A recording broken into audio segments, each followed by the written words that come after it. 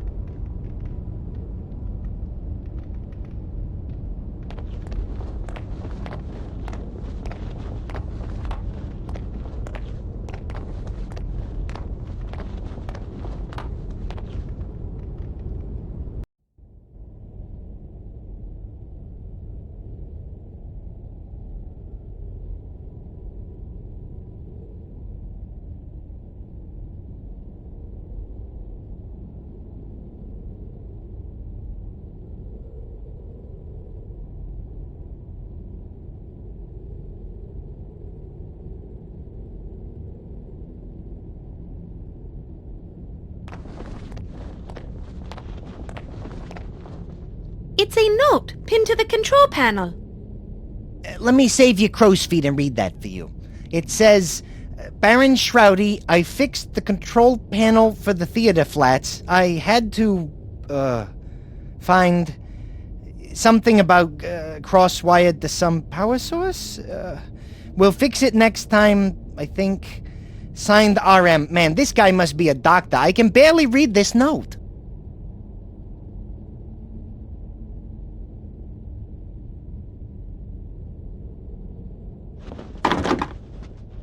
The levers appear to be jammed. Something is blocking their movement.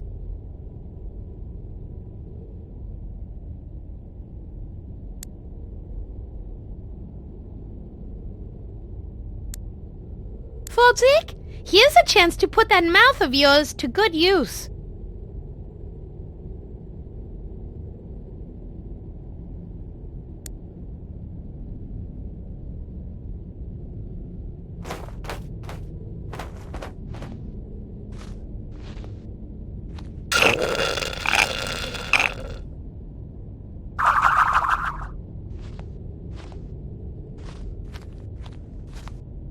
You did it, Fordzik! It looks like the levers are going to work now.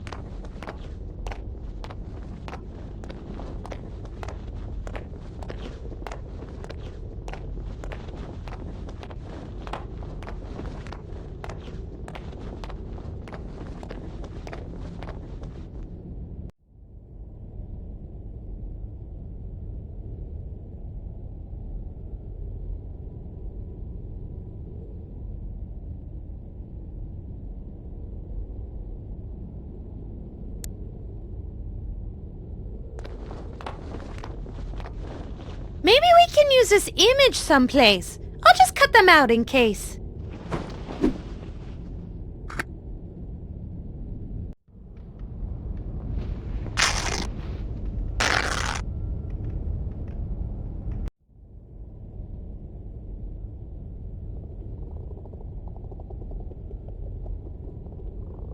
I might need them, although I can't carry them around, but I'll keep them in mind.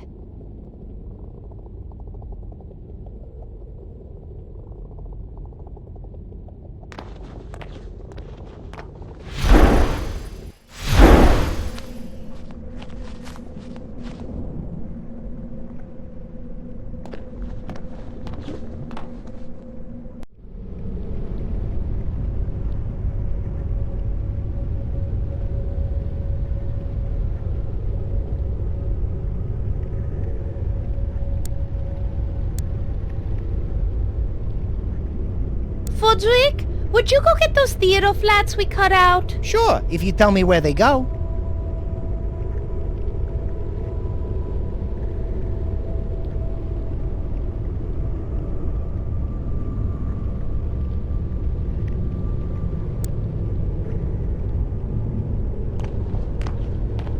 Fodrick, fly over and hangs a sun backdrop outside of the window.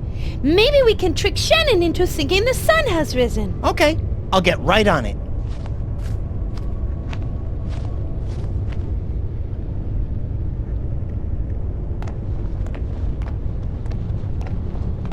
So, how is it being a ghost? Boring as heck.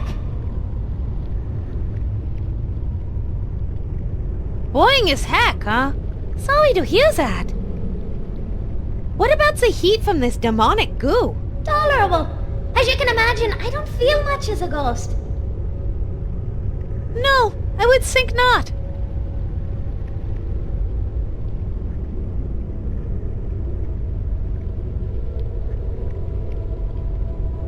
And being a vampire?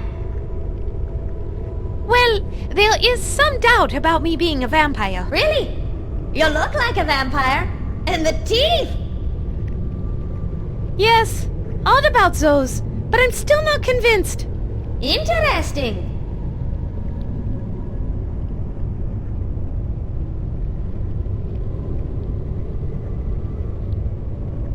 Hurry up, Fodrick! What is taking you so long? What? Oh, nothing.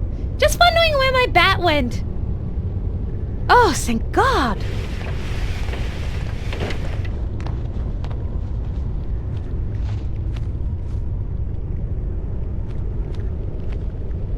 Phew! Done. What took you so long? I had to get some nails and jam them into the crack outside. And lady, those things aren't exactly light. Shh! What is this? Has the sun risen already?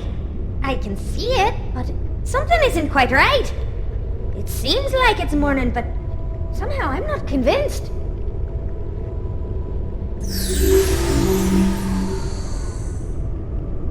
I think she almost believes that it's dawn.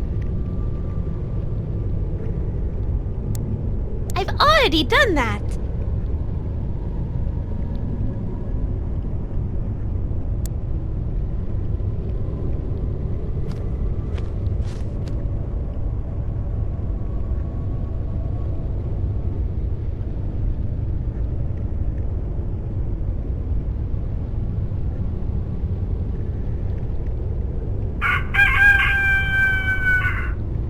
The sun has risen and the rooster crows. Morning has come and with it my salvation. Willem comes for me. I can rest now as I wait for you, my love. My vigil has come to an end. Willem!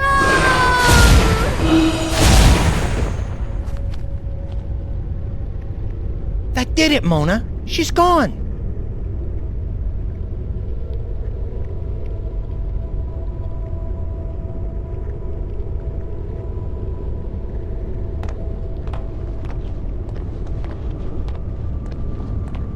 I can grab one of these now.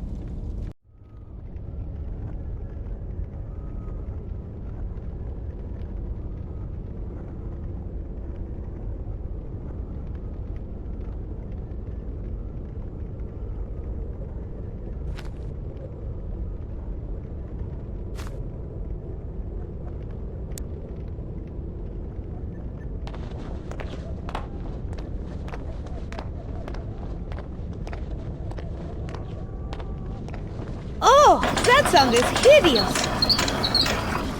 Look on the bright side, Mona. At least she's already dead. This will be useful. I'll take it.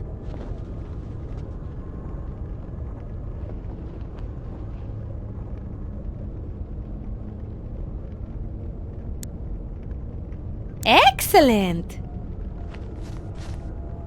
We've got our potion of golem creation ready for spraying. Now all we need is a stone body.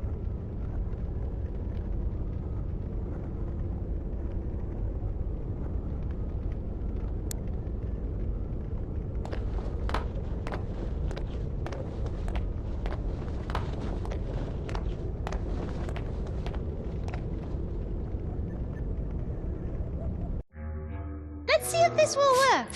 It better after all the crap we went through. Ooh, pretty. Yeah, but I hate purple. I'm more partial to pink. Oh, this is just great. Now I'm fat. Yippee, it worked. Go forth to the boathouse. There you will see the ghost of Shroudy holding the oars for the last boat. I want you to get those oars from Shroudy using any means necessary. Well, apparently I have to do whatever you say. So, all right. I work for a witch, now I'm taking orders from a bee. I heard that. You were supposed to.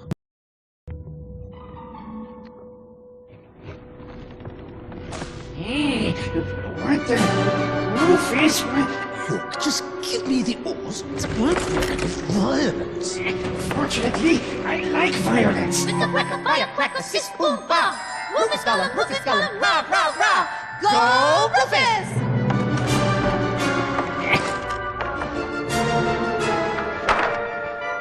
Another boat! He got the boat. You can keep the oars now for all the good they will do you.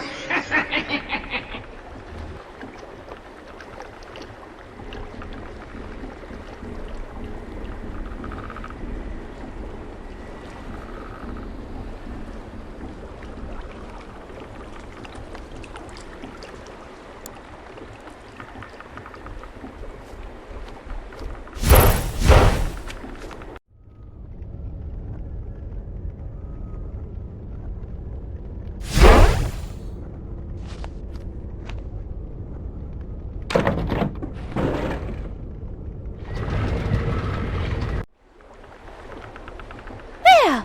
That should do the trick. Maybe not as nice as a boat, but at least it floats. Grab those oars, Mona. It's time for the maiden voyage of the SS Dirtnap.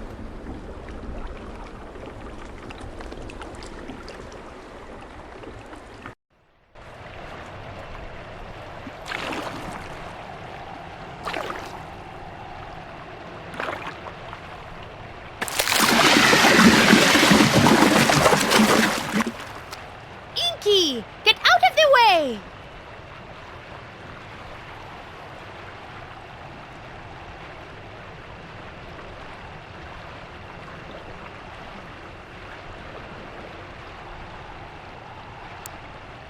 These two items won't combine together.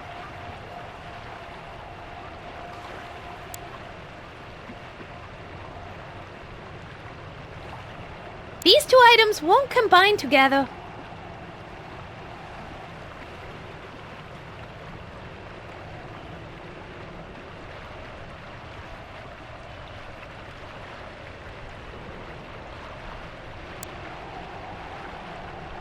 These two items won't combine together. I can't use an empty bottle of body lotion with that.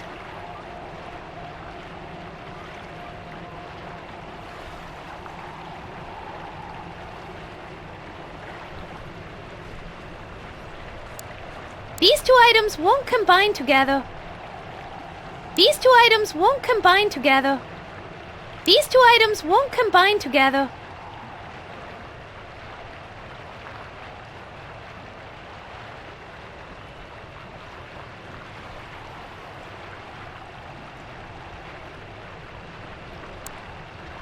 These two items won't combine together.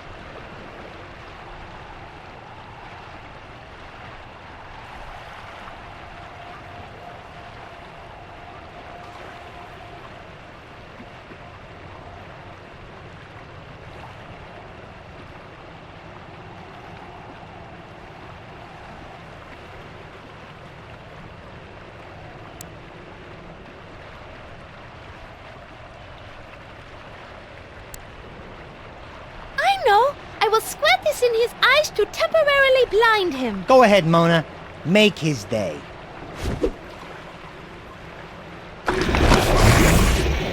Keep going, Mona. I think you got him on the ropes.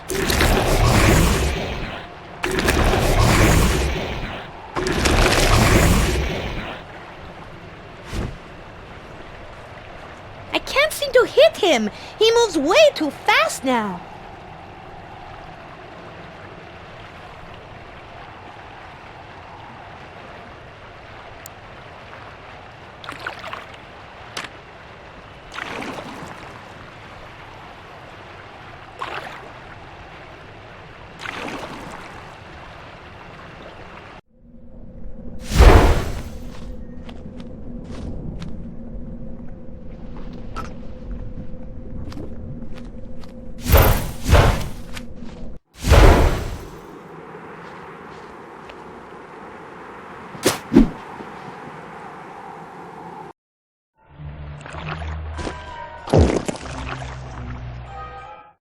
Good.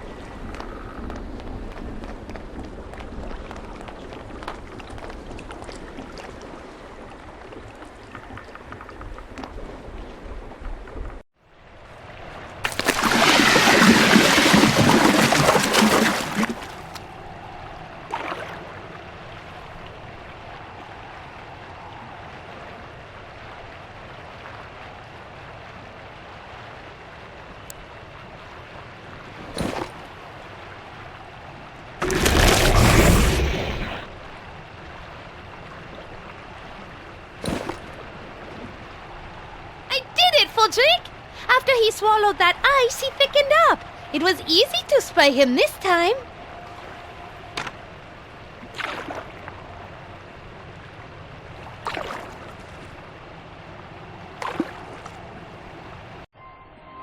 Are you sure we need to bring all this stuff? Of course, you idiot! We must be fully prepared! I am an expert on the Nosferatu! And one thing I know for sure is that the undead don't just sail up to you and present themselves. Hello over there. Do you know a good place to land our our pleasure cruiser? I don't know! Try over there around that point! Oh, okay. Thank you. Toodaloo. Right, whatever. What was I saying? The undead don't just sail up to you? Right. They cherish their lairs immensely and never willingly give them up. One thing I know for sure, this brood of the Barons, this Mona, will be there waiting for us, getting ready to fiercely defend her crypt with every ounce of undead energy she possesses. She will never willingly leave that castle. We made it, Frodrick! Who would have thought that crossing a simple lake would be such a pain in the ass?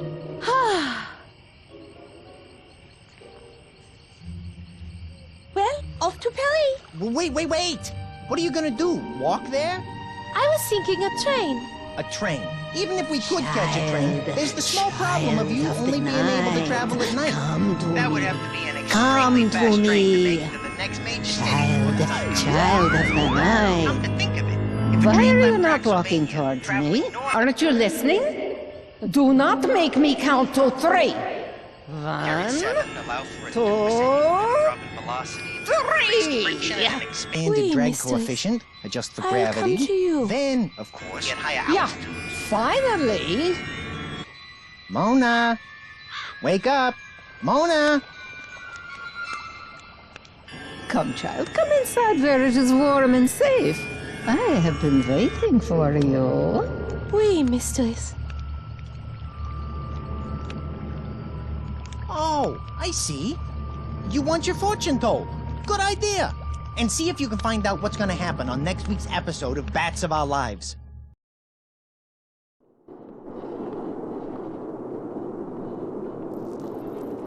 Well, hello, my dearest Mona de Lafitte. Come in and sit down. We meet at last. Sorry to bother you, madame. I don't know, but I had the weirdest feeling that came over me. It compelled me to seek you out for some mysterious reason. Yes, you learn that I have that effect on people. But goodness gracious, I am being rude. I know all about you, but you don't know me at all. Forgive me. I am called the Great Madame Strigoi, knower of all things better left unknown. Why have you summoned me here? I know your plight, and I know how best to prepare you for your journey home. Really? You know how to get me back to Paris? Okay, listen very carefully, for I'm only going to say this as many times as you ask me to. First, you need your coffin to sleep in. Do you have it here? No. And what do you mean I need a coffin to sleep in? I thought Shroudy was being, just being weird. Making me sleep in there when I had a perfectly good bed up in my boudoir.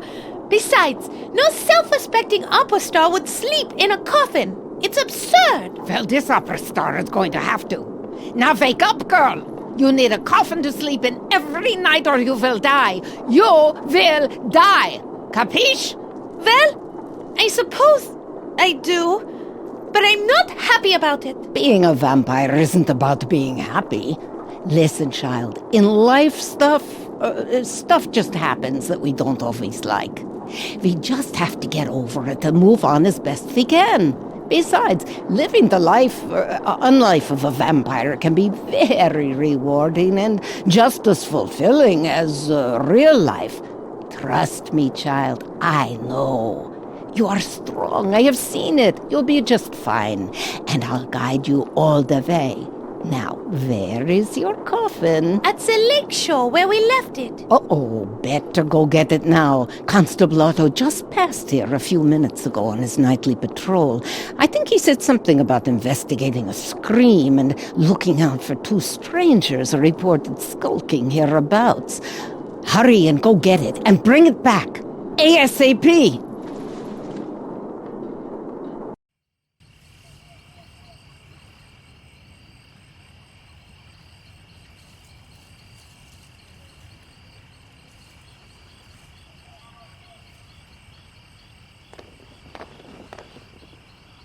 Hello, sir?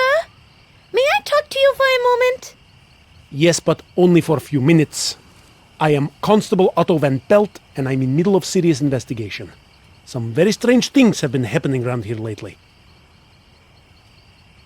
Can you tell me about those weird events happening lately? Yes, I got report from cottages nearby of 2 men who have been skulking around shoreline and along the road. Then we heard reports from all over of horrible screams that echo throughout the valley. So, I was assigned to investigate, and about 100 yards down the shore, I found, well, what appeared to be Baron Shroudy von Kiefer's clothing. And it smelled awful. Noxious vapors were emanating from the clothes. It was quite a sight. And last night, I discovered the coffin sitting on the shore with 2 oars in it. It is mighty strange. You'll have to pardon me, ma'am. I best be getting back to my investigation. I haven't much time before Luke Crane gets wind of it and muscles the case out from under me. He's always trying to be in the spotlight. What are you doing with that boat? looking for clues.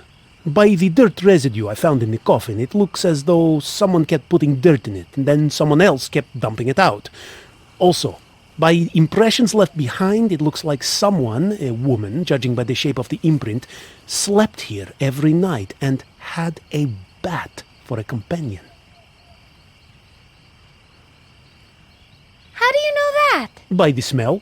Bats have a distinctive odor that is hard to wash out. Tell me about it. Yes, bats are popular pets in Draxylvania for some reason, though I personally think they're bad luck. Why's that? Because anyone who adopts one seems to come down with spontaneous anemia right away. Plus, bats are not loyal pets. As soon as their owners die of this anemia, they fly away and find another family. But in Draxylvania, you get used to these things. What else can you deduce from looking at the coffin? Well, the woman who slept here wore black and purple, judging from the fibers I found, and had black hair. And the coffin owner's name was written on a tag on the inside of the lid, a Mona de Lafitte. Sounds like a French name. I think popular in the south of France, near Calais. Where are you from, may I ask? Calais? That's not in the south. Shh, idiot. Oh, right. Where? Belgium. Where? Belgium. Quebec. Well, which is it, Quebec or Belgium? Belgium, Quebec. A small colony of Belgians, just east of Montreal. And I didn't get your name. Vona Fe Defeat. Donna lay my feet. No, I mean come again. Fona May. Whitney, Dark Lake. My name is Whitney Dark Lake of the, Belgium-Quebec Dark Lakes. Pleased to meet you. Pleased to meet you too. Well, if you see any tall French women about with a bat as pet, let me know so I can ask her a few questions, okay? He's gotta be putting us on. Shh. Yes, Constable. I certainly will.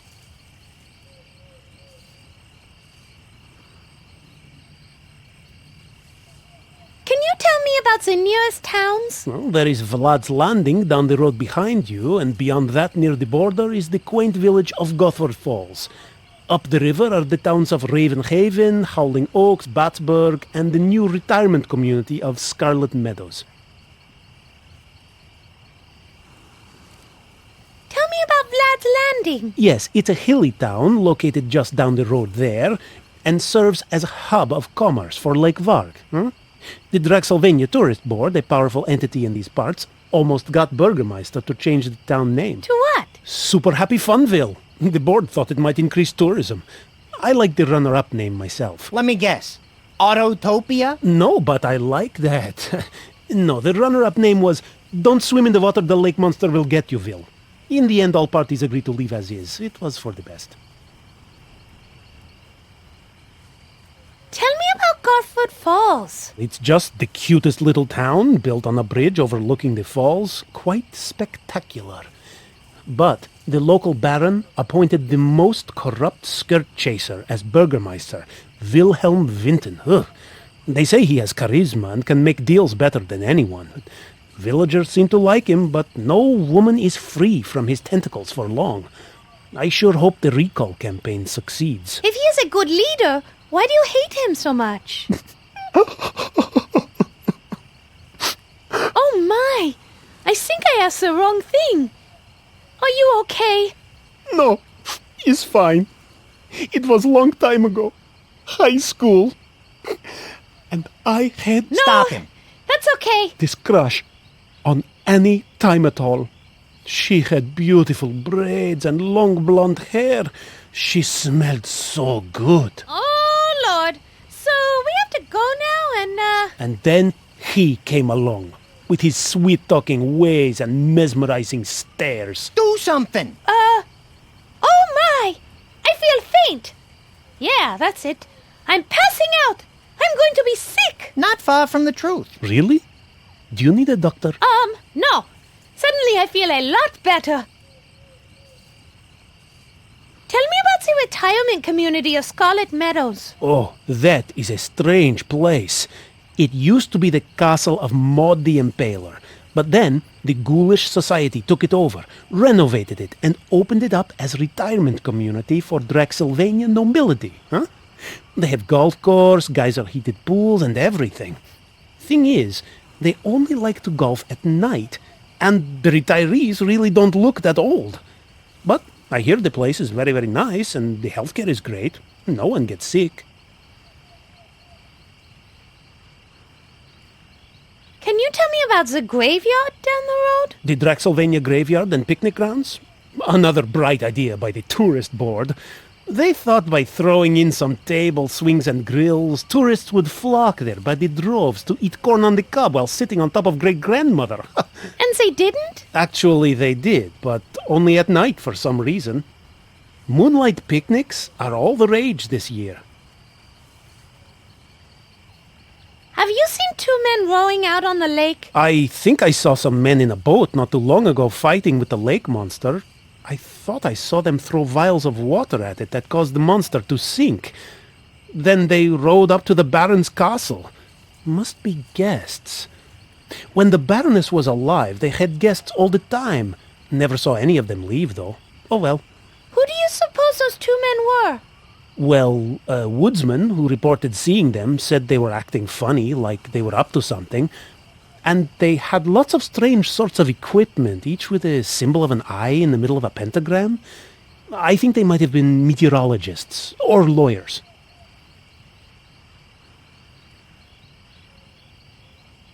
I'm out of questions for now. Okay, back to my investigation.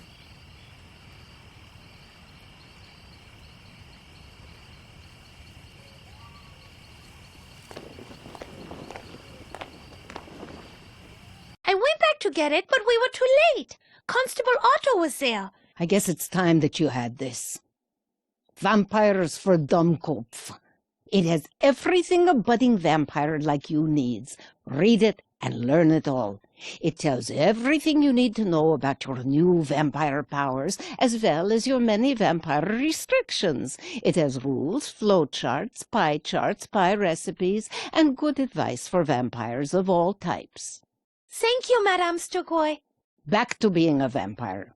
With some time and practice, you'll slowly gain new vampire powers, especially now that Shroudy is no longer your master. You don't have to read it cover to cover, but you may want to use it from time to time if you two encounter difficulties during your journey. As a member of the undead, you are required to return to your grave every night My grave. But seriously, I know, off on a side, I'm really not dead. No, Mona. It says right here, when bitten and drained by a vampire, then fed some of the vampire's own blood, the victim becomes technically and legally dead in most countries, except Nevada, where death can be annulled within 24 hours. Grave dirt. Fine, I'll get right on it. It is not your grave per se, but you have to sleep in the coffin filled with dirt from your grave every day. That is how it works.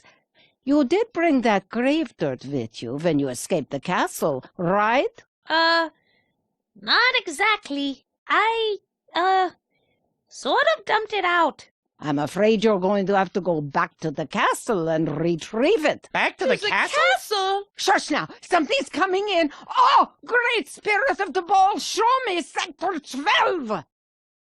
Madame Sturgoy, who are they? Vampire hunters. Monsieur Calvin and Belcou, his apprentice. Why on earth did Sign send them instead of Abraham? Ugh! God only knows.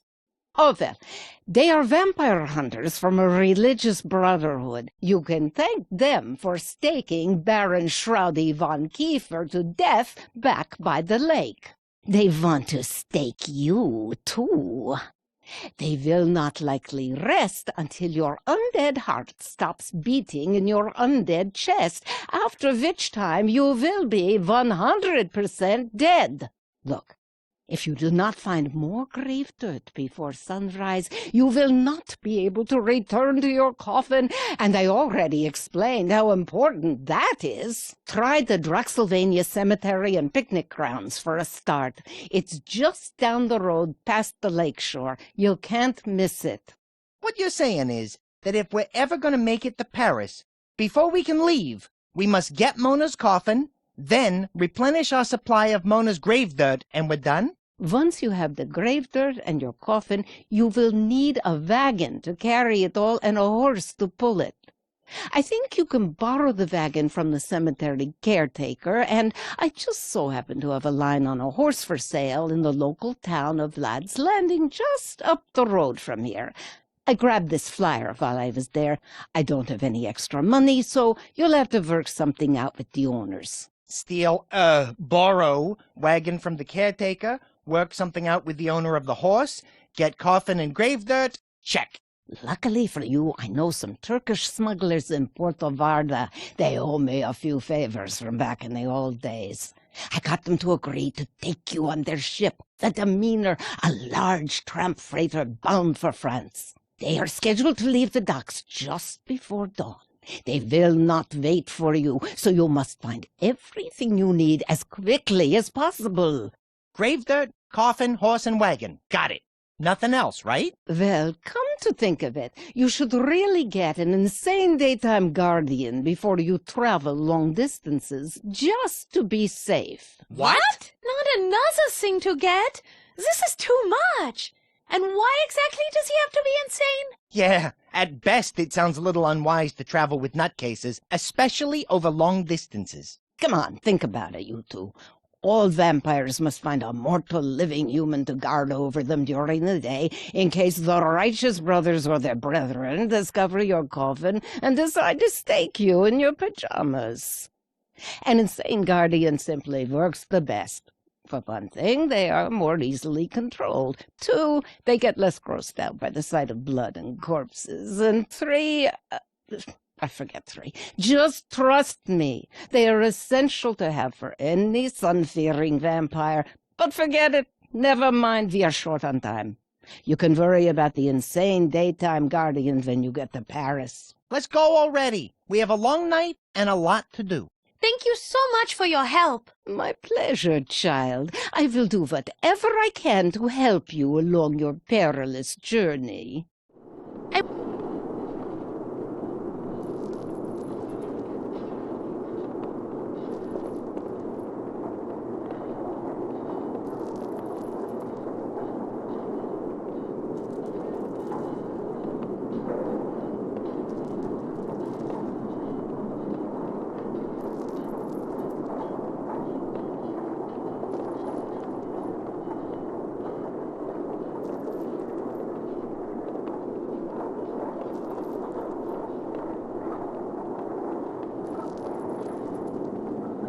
Was that your voice I heard in my head? Yes, I have the ability to send messages to those who are, shall we say, sensitive to the supernatural.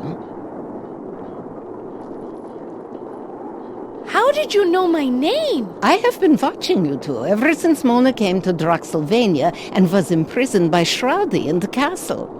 What goes on in Castle Varg interests me very much, but I don't want to bore you with all that right now. Watching us all the time, huh?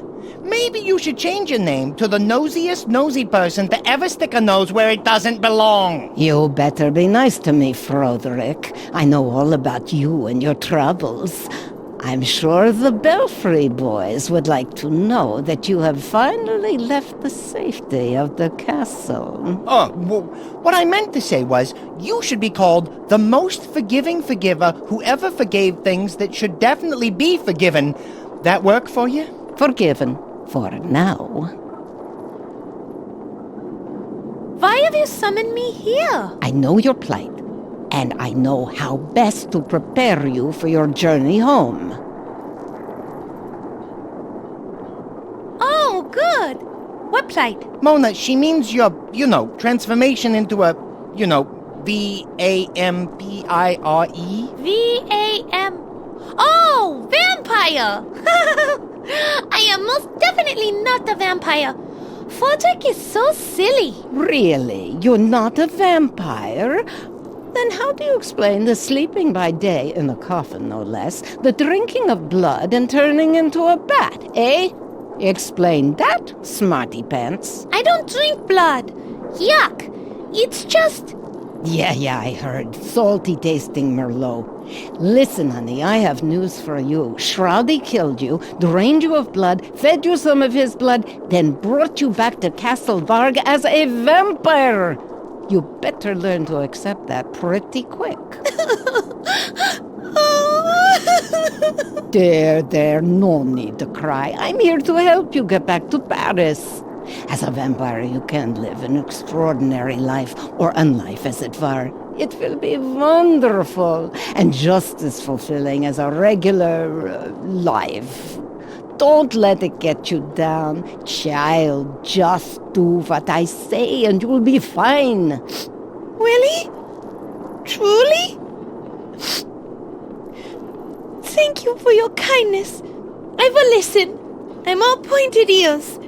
Tell me what I have to do. Hang on a second, Toots. We don't even know you. What is there to know? I am a gypsy fortune teller who looks after wayward vampires.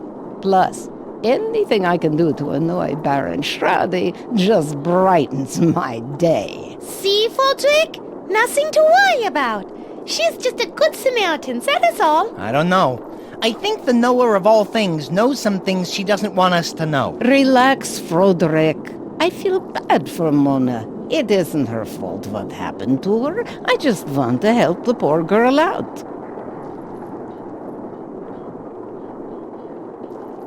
What is up with the creepy music? I tried playing country music for a while, but it just didn't seem to work. The sun burns my skin, my best friend's a bat. The mirror shows me nothing, I smell like a rat.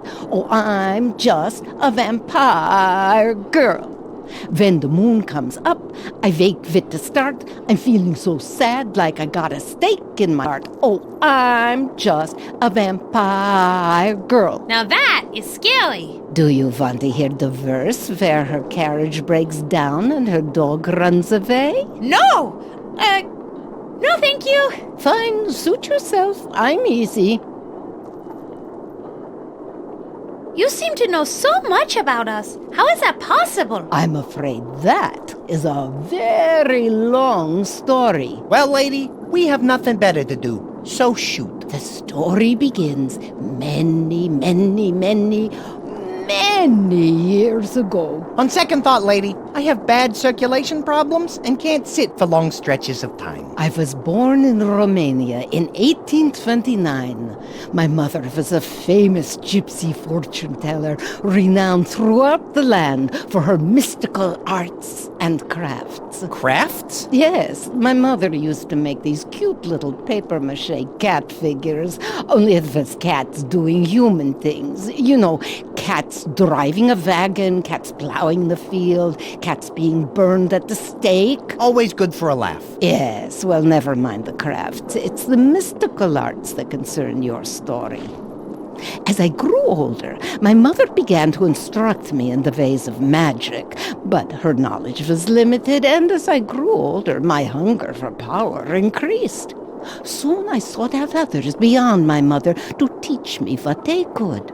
In time, I grew far more powerful than you could possibly imagine. Did you know that with great power comes great responsibility? And usually some colorful tights. Fodrick, stifle!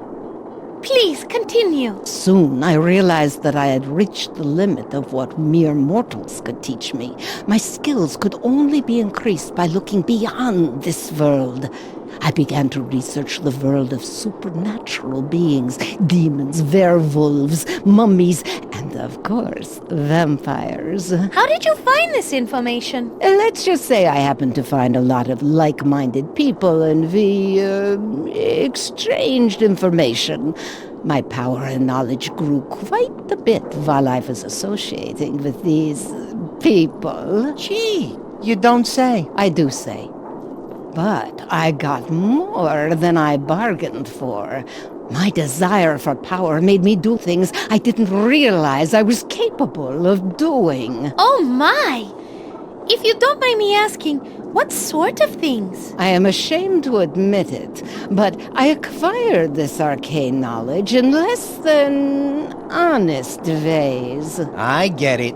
The 5-finger discount. You know, it would only take me 2 fingers to place a curse on you that would last 5 generations. Yeah? Well, it would only take 1 finger for me to tell you what I think of you and your curses. Oh, Fodrick, stop it! She's being honest with us. Don't antagonize her. Please go on, Madame Strigoi. Thank you, sweetheart. There isn't much more to say. I have led a life of foul deeds and shame, and now in my waning years, I have made it my sole purpose in life to undo any evil I have done, correct my wanton mistakes, and in general try and set wrongs to right. Tonight, I will correct the wrong that has been done to you by getting you on the path home to Paris.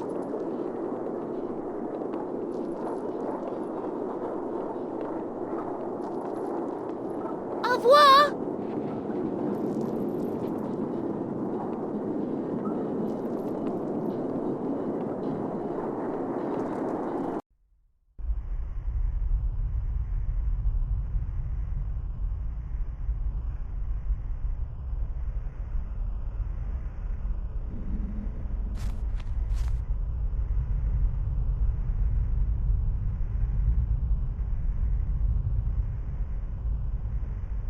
Have you craved blood even once? I like my steak rare.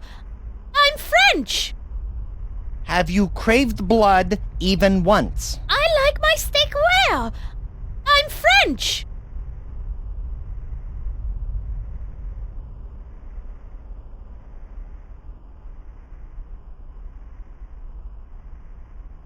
My eyes hurt. Will you read that fully for me? My mouth hurts. Oh, fine. It says Biting and Sucking 101. Yeah, funny title, and I've heard all the jokes. But without biting and sucking, you'll shrivel up and die in about a week. And that is no joke, my friends. But long before that, you'll turn into a raving, bloodthirsty maniac who will grab and drain anything in sight. It is important to feed on a regular basis so that this bloodlust never gets out of control. To bite and suck is very simple. First, find the victim. Make sure the victim is alone and near a dark area where no one can see. Pull the victim's head back and sink your fangs into the jugular vein. Suck and enjoy. Sucking a gushing jugular vein is one of the best and most simple pleasures a vampire can experience. Take your time and enjoy your undead desire for blood. Your dark gift makes this the ultimate in undead experiences. If you want to make a vampire brood out of your victim, drain them close to death. Make them drink your blood for a few minutes and let the dark gift take its course. In a few days, they will dig themselves up and come to you. More on that in Chapter 3. If you don't want to kill your victim, then drain them halfway. Most will pass out and not remember the experience, thinking it was a dream. A few will know exactly what is going on, but won't be able to stop you. Just ignore them, unless their name is Van Helsing. Then be sure to drain him all the way. That guy is a jerk. So good luck and enjoy your new power to bite and suck.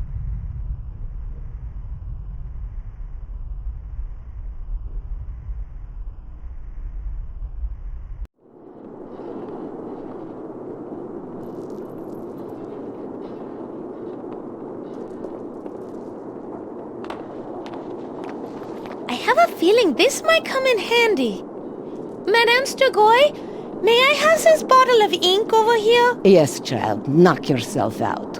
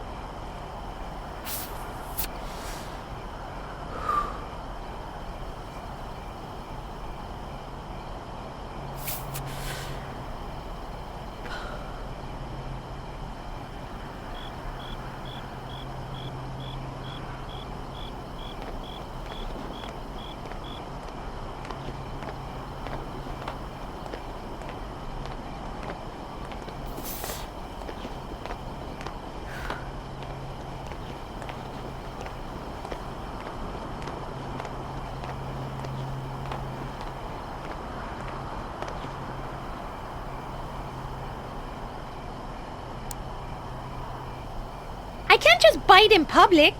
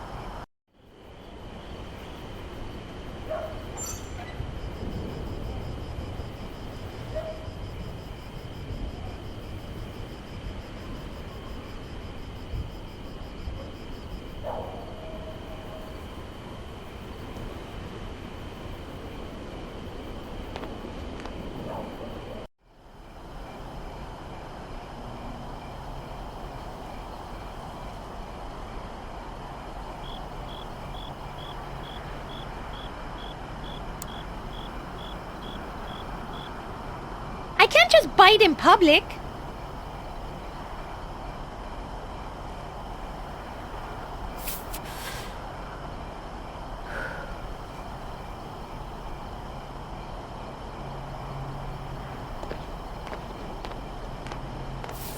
Excuse me, sir. Might we have a few words with you? Of course, Fräulein. Do you require assistance? Is that bat threatening you? No, he's actually a friend of mine. But thanks for asking.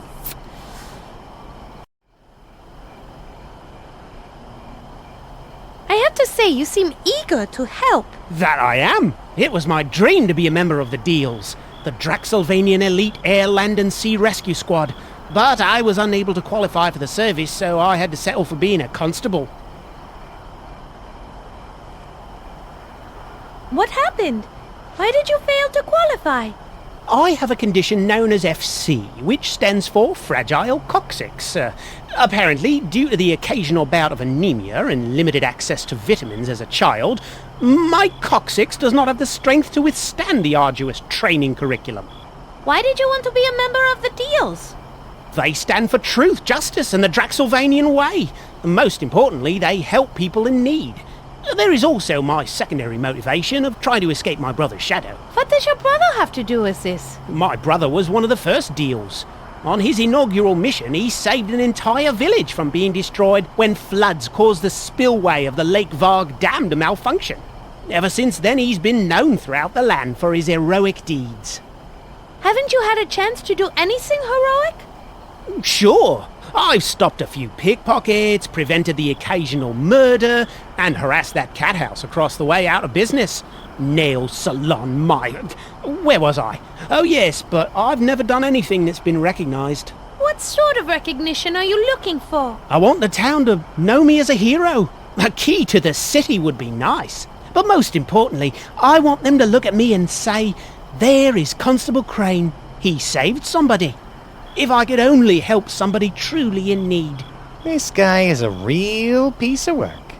What sort of person would you want to help? Perhaps an elderly person? No, I know, a child. If I could save a child from some hideous fate, the old town would sing my praises. Settle?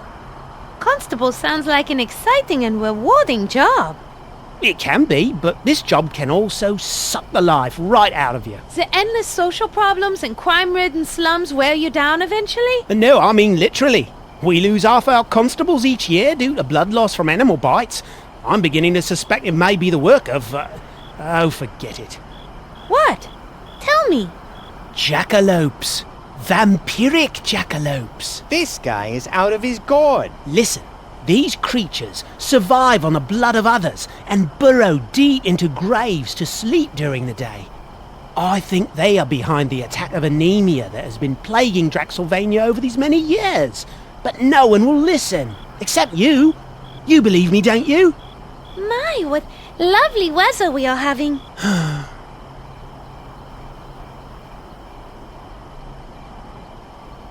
That was one dream. Surely you have other dreams and aspirations? I wanted to be a member of Lake Watch, a team of Draxylvania's best-looking lifeguards. I wanted to be able to save lives and show my brother E isn't the only hero in the Crane family. Why didn't you join? I tried out. I broke every speed and strength record they had, but in the end, they said I wasn't photogenic enough.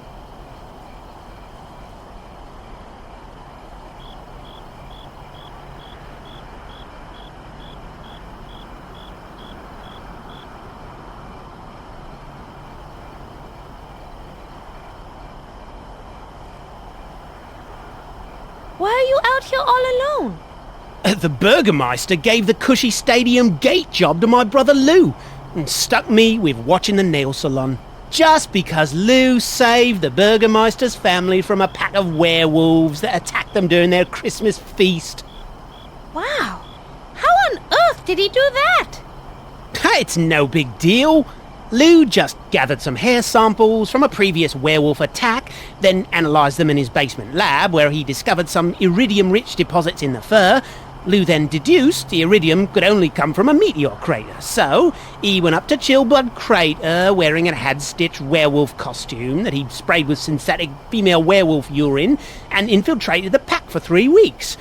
During the attack, he sprayed the entire pack with liquid silver nitrate, incapacitating all of them except the leader. He then fought the pack leader on the top tower of the Burgermeister's house, while the leader used the Burgermeister's daughter as a shield. Lou used psychological baiting to catch the pack leader off guard so he could slay the beast with his own silver dagger. Lou is such a glory hog, I swear.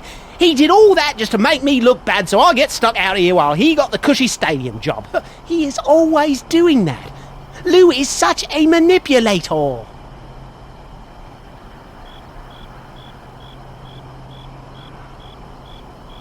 I'm Mona de Lafitte, mighty opera singer. Who are you? Constable Bud Crane at your service. If there is trouble afoot, I'm your man. Is there anything I can help you with, Fraulein? You look new in town. I was a guest of Gina Martinelli. Until today, that is. I'm trying to get back to Paris, so I'm looking for transport down to the port tonight. Know any? No coaches come through here in the winter, and I'm afraid the old town, except me, is at the big game going on in the stadium. I'll suggest you wait till tomorrow afternoon, after the town sleeps off their drunken stupor. Do you know the Baron Shroudy von Kiefer? The Baron? I've never met him, but he's known around these parts for his rather unusual personality, especially around tall women. They say his mother was even weirder. Some of the things I've heard about her would keep you up at night. It's strange Baron Shroudy's not here tonight, since he is the owner of the Vlad's Landing all-black sports franchise. Makes me suspicious. Why is that? I heard a report from my cousin Otto, a glory hog himself, that the Baron's boat, clothes and a coffin were found by the lake shore, but no Baron. I bet it was that gypsy witch Strigoi. Never trusted her kind. Otto was supposed to report in over an hour ago to spell me, but hasn't shown up. I bet he's passed out drunk somewhere. Just my luck. Can this night get any worse? Tell me about Vlad's Landing. Vlad's Landing? Not much to tell. It used to be a small hill town called Vlad's Lot, until a rich, creepy writer named Stefan Rex moved in and founded a sports stadium. Apparently, he's a big sports fanatic. It used to be named after him until Scarlet Bovine bought the naming rights last year. Anywho, when they dammed the Varg River, it became a centre of trade for all the local villages on the lake and its tributaries, and was renamed Vlad's Landing.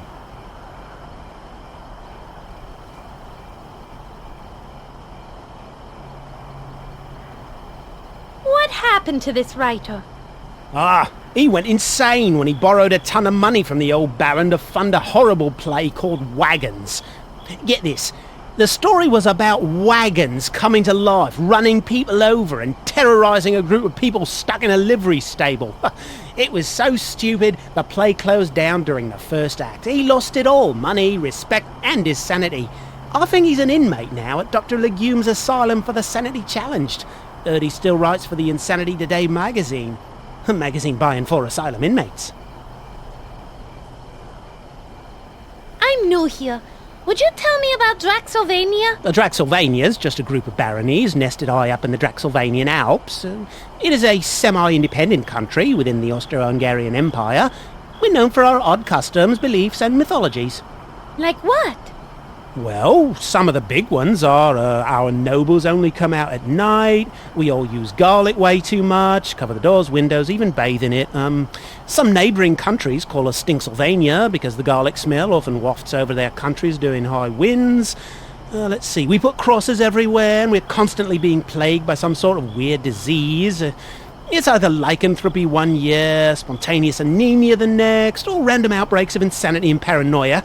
It's as if this land was cursed by God, or the spirits of all things pure and holy. But it's home.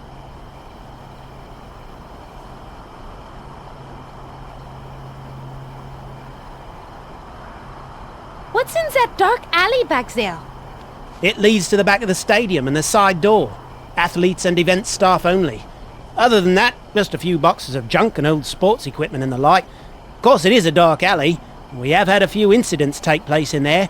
I have been pleading with the city council to light the darn thing up, but they say their budget is taken up with the new public anti-anemia campaign. Just say no to night visitors. I like to stay near the alley entrance, just in case something happens again. Well, that is enough for now. I need to go.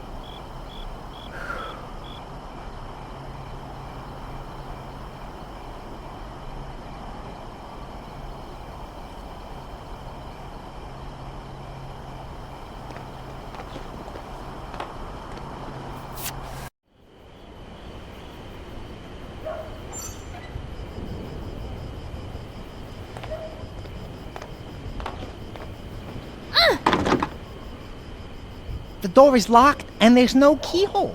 The locking mechanism must be on the inside of the door.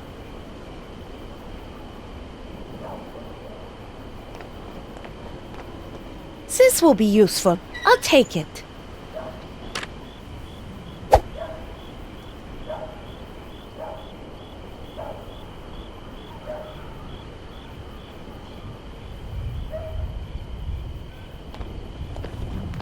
Must be the back entrance to the stadium.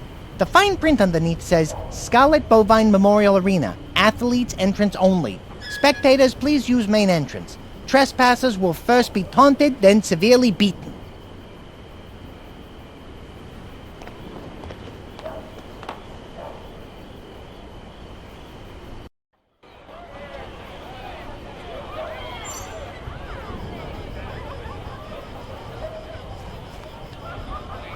It's an old crate filled with garbage and trash.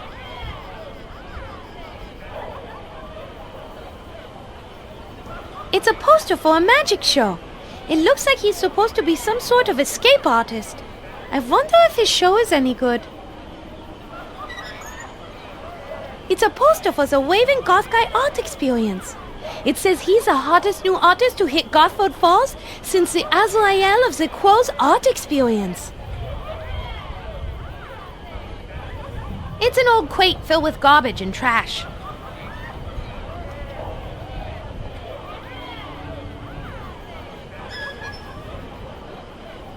Besides the smell, I have no idea what creepy, crawly, slimy things are down there.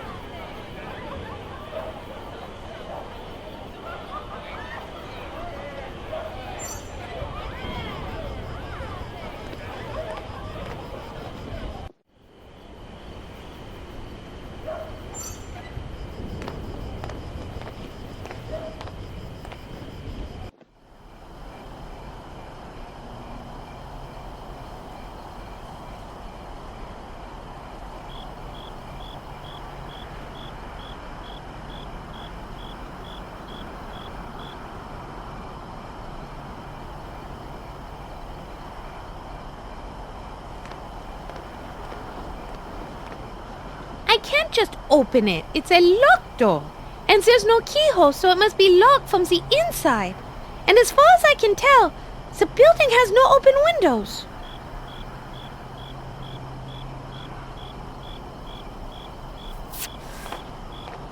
It's a boathouse. It looks like there's some kind of gathering going on inside.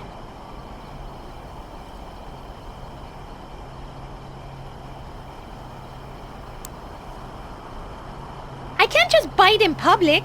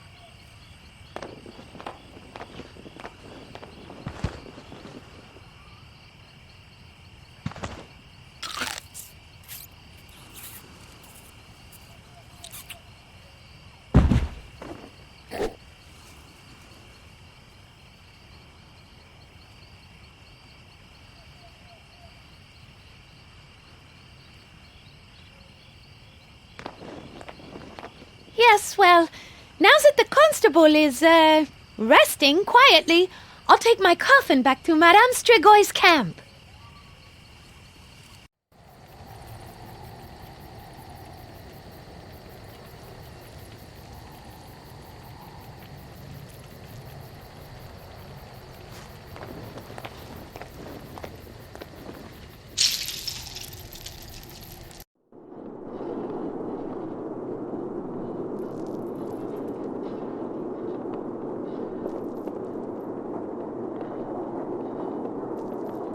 Grave dirt, coffin, horse, and wagon. Got it. Nothing else, right? Close enough.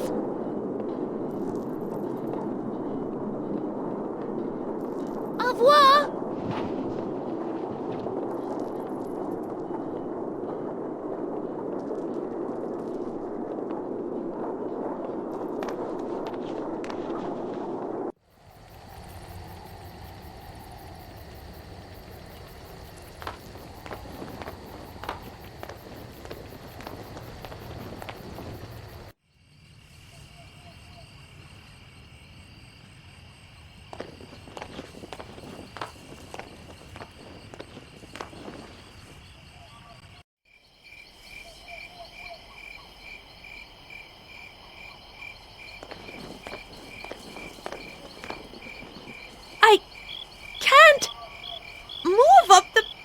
Some reason. What do you mean? The crosses on the gravestone.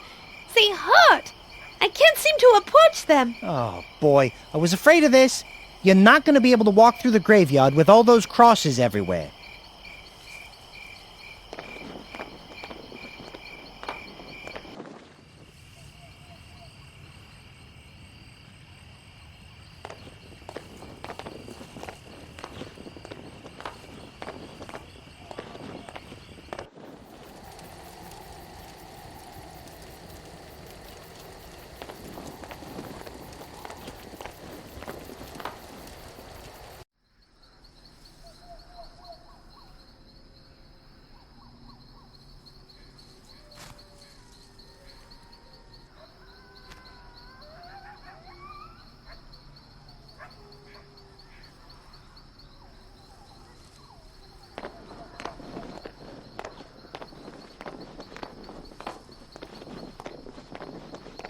24700 McBean Parkway.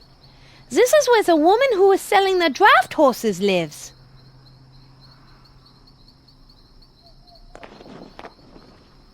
Ugh! Ugh, it's garlic! Ugh, it smells so bad I can't get close to it. There's no way I'll be able to approach the door while it's still hanging there.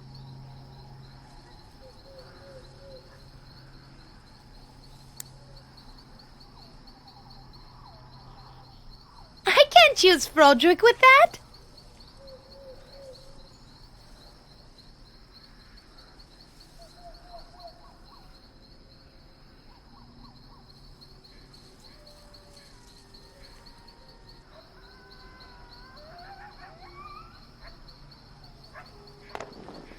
Frederick, doorknobs are notoriously disgusting habitats for germs, bacteria, and other nasty bugs. Would you open it for me? Mona, I'd like to remind you that you are already dead. So you can't actually get sick and die a second time. I'm not dead. Just... Extremely pale, bloodless, and cold as all heck? something like that.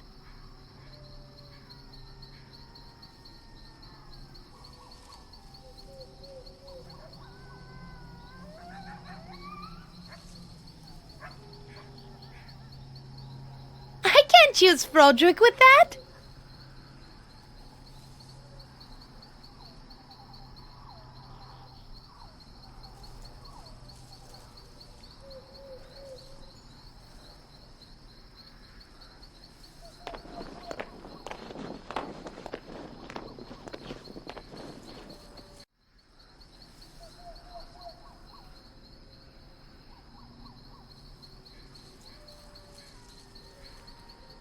Let's see what's in here, shall we?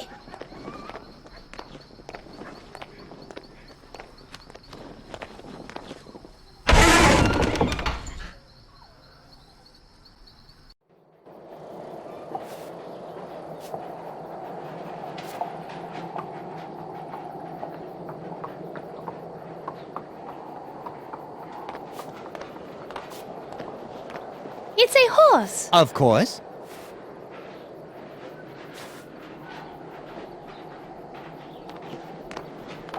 Hello? Is anybody in there? Nope. No one in there. It must be safe to open. Apparently, you have never heard of the Stable Shed Slasher Massacre of 1865. No. But I'm sure I'm going to hear about it in a second. Well, not if you're gonna have that attitude. Forget it. Go ahead and open it up yourself. I dare you. I want to take a peek in here. Just as I thought. A storage shed.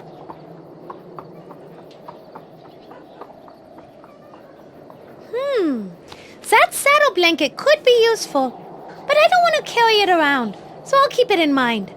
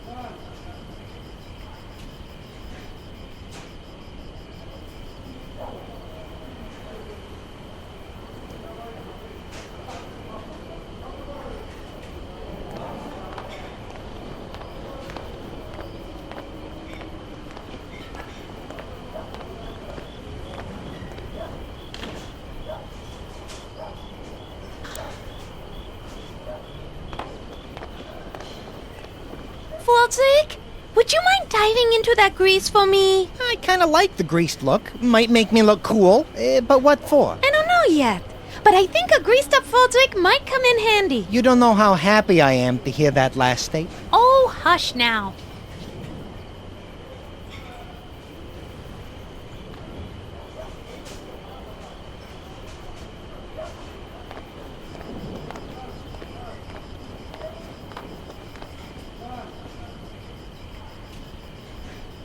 I can't get close to the door with that cross hanging there.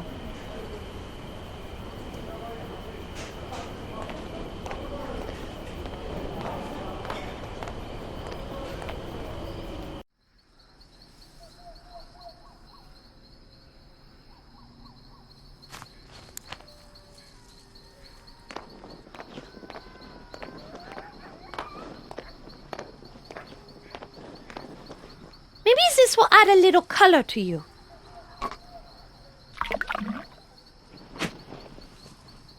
He looks like a charcoal-flavored snow cone.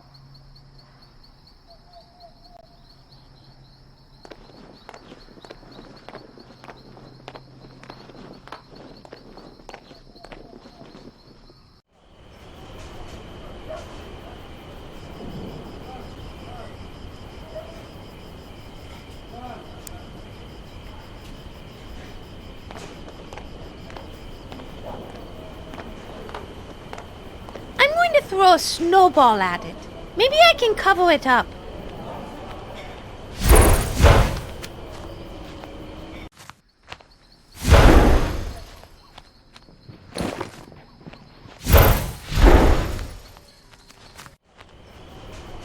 A snowball fight where the target can't fight back? Those are my kind of odds. I've seen better arms on a chair, but it looks like you got the job done. The black inky snowball covered it up pretty good.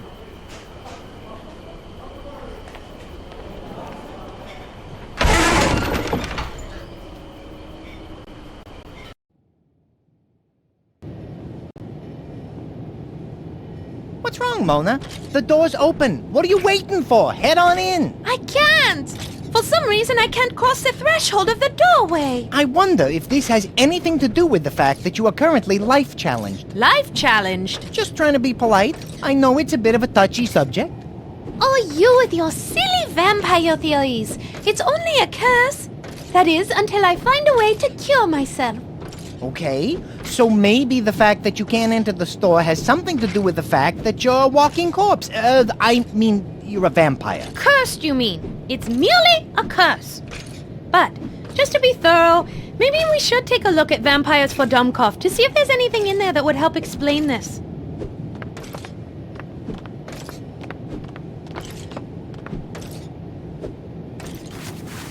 It's the open and close sign for the store. It says they are closed right now.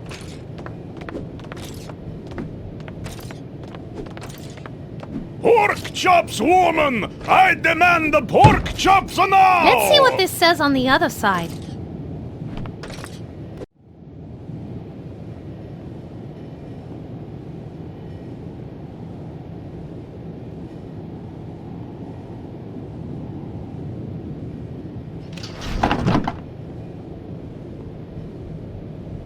Surprise, surprise! Instead of closed, it says open. Wow, that one really caught me off guard.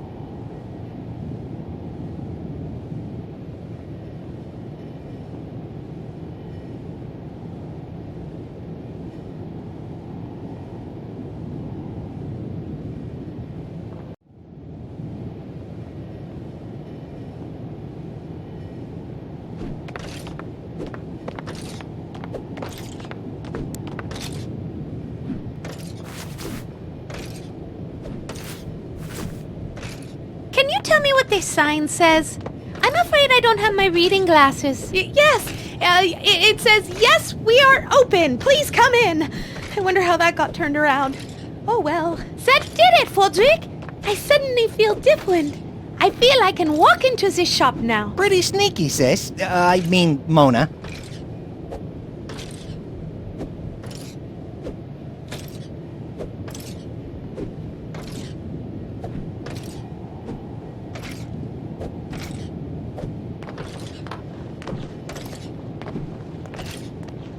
Door, would you please close and lock yourself? You have to be firm with doors. Asking them nicely never works. They're just so thick.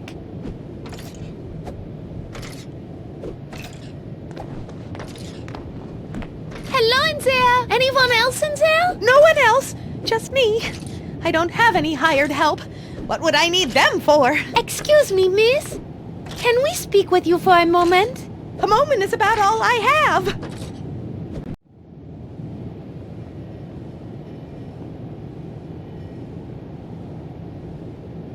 Why aren't your kids asleep? I haven't had a chance to sing to them yet. I always sing them to sleep. Unfortunately, my husband is rather demanding and rather hungry as well, and it's going to be a while before he finishes his dinner. I used to sing at the Paris Opera. Perhaps I could sing for them. Would that help you? Certainly. If you can get my kids to fall asleep, then once my husband finishes his dinner, I should be able to help you out with whatever you need. Why is your husband so hungry? Good question. Apparently, sitting around on your ass all day doing nothing but drinking, yelling, and passing gas that could choke a mule generates quite an appetite. How did you meet your husband? When I was many years younger, my father accidentally ran him over with our family carriage. The magistrate ordered my father to pay for his medical expenses, but my family didn't have any money, so I agreed to live with him and work as his servant to pay off the debt. And since the two of you fell in love? No! And then my family's house burnt down, and I had no place left to go. It sounds like something out of a fairy tale that Edgar Allan Poe might have written. Have you ever thought about leaving your husband? I've thought about it 10 times since you first entered the room. Unfortunately, he owns a shop and everything in it. I would have to leave penniless and without my children. Yeah, leaving penniless would definitely be bad. Why do you have all those dishes in the kitchen? I had to take an extra job to pay for all my husband's food and beer. I earned a little money selling gift plates door to door and washing dishes. Without the extra income, he would eat everything and the kids would go hungry. Who is paying you to wash the dishes? I'm doing some food service work for the stadium. Tonight they're having a benefit for the Association of Draxylvanian Constables. I already finished cooking for them. In fact, I just doused my cooking fire. Now I have to wash all of their dishes. In addition to that, I have to stack and organize the gift plates in the special way so they're easier to sell door to door. I make everyone stay out of the kitchen.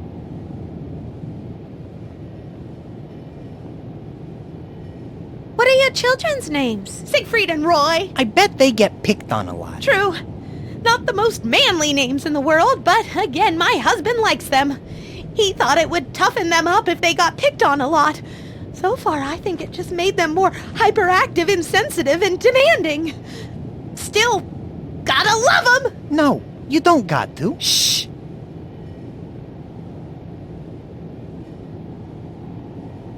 Thank you for talking with us.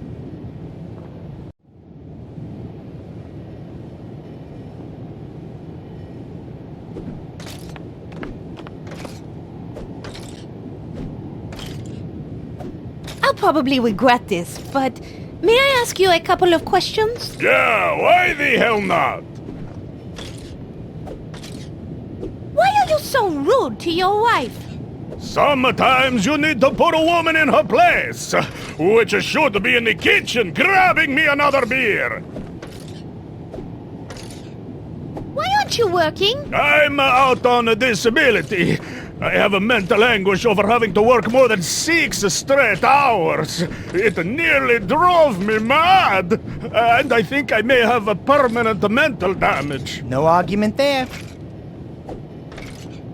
How come you drink so much? Have you seen my kids? Need I say more? Don't you think you should be nicer to your wife? Don't you think you should be nicer to me, eh? Perhaps we could continue this discussion over a bottle of wine at a local tavern, I know. Low lights, music, private booth, but lose the bet. You're disgusting.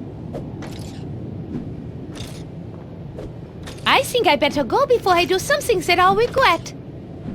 Don't worry, baby. You can do whatever you want. I promise. I won't regret it after. Too bad Inky ate our mace.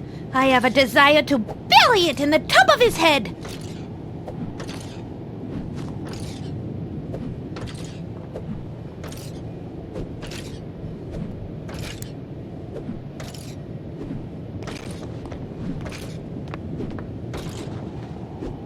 I'd love to, but before we could consider doing it, we'd have to find a way to keep Mina from coming back into the room.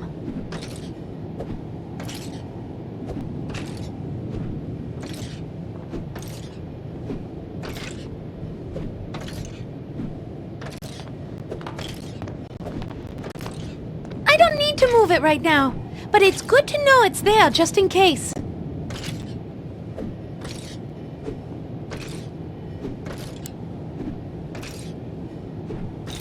I'd really like that to work, but it just won't. Sorry.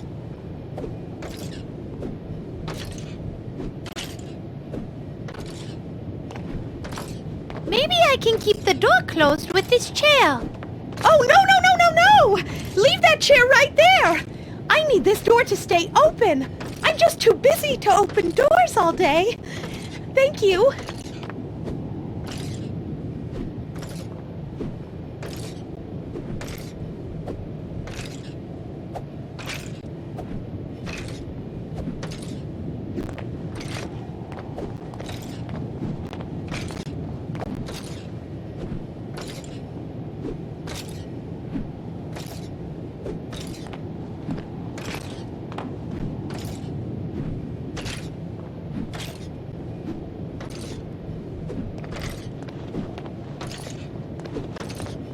That dress might come in handy for something. I better not take it now, but I'll keep it in mind just in case.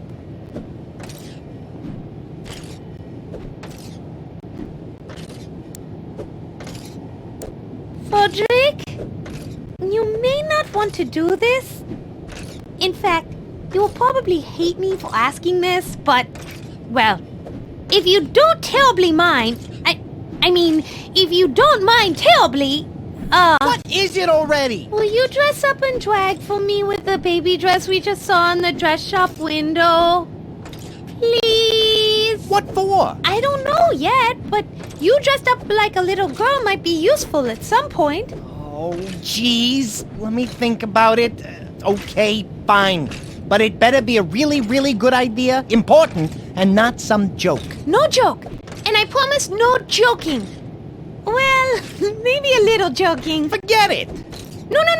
I promise. No joking. Pinky swear? Pinky swear. All right, fine. But I just know I will never live this down, and I will only do it once. After that, never again. Ever.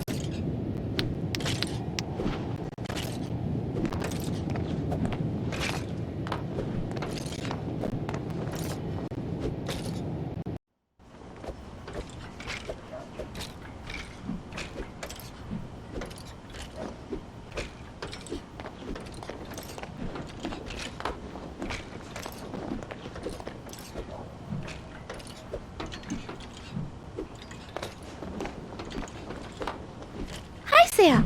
My name is Mona. Can you sing a song for us? Please? We like to hear songs while we're falling asleep. Yes, of course.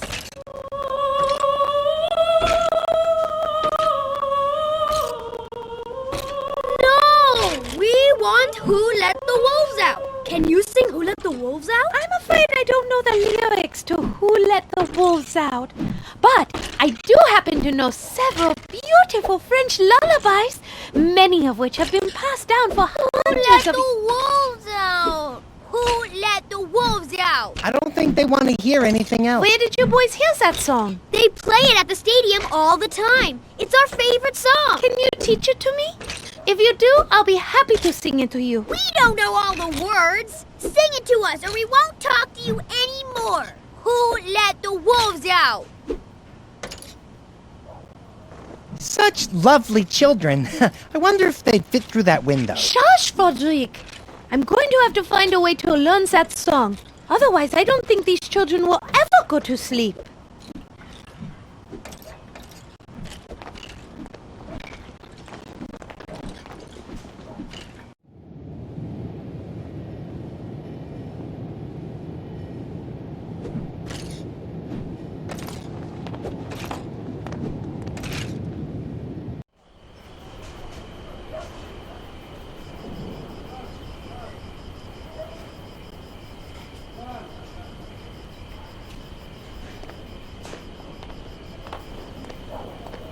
Let's take a look up there, Frederick.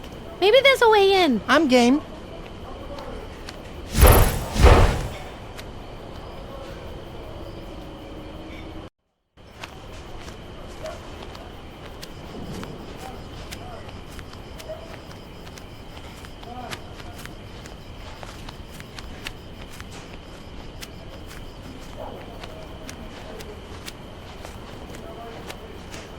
It's a slightly taller chimney than the other one.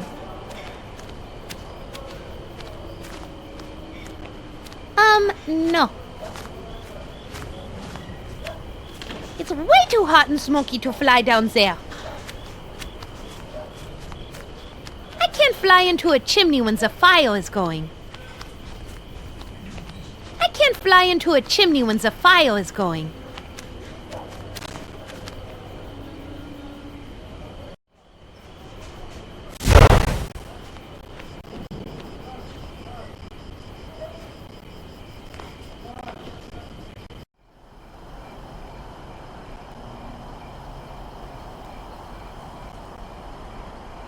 Hi there, miss.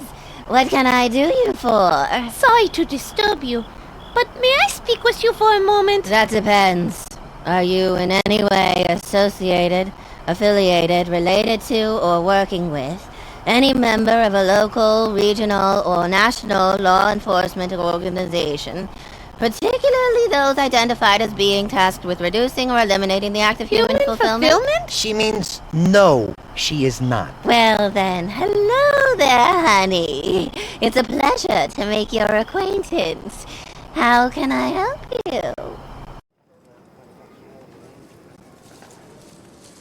Do you work for the salon? Work has such a negative connotation. I like to think that I live my life in the pursuit of pleasure, mine and others. My relationship with the salon allows me to pursue these personal interests while simultaneously providing me with an ongoing source of income. Right now, I'm standing lookout for a private nail salon event going on inside.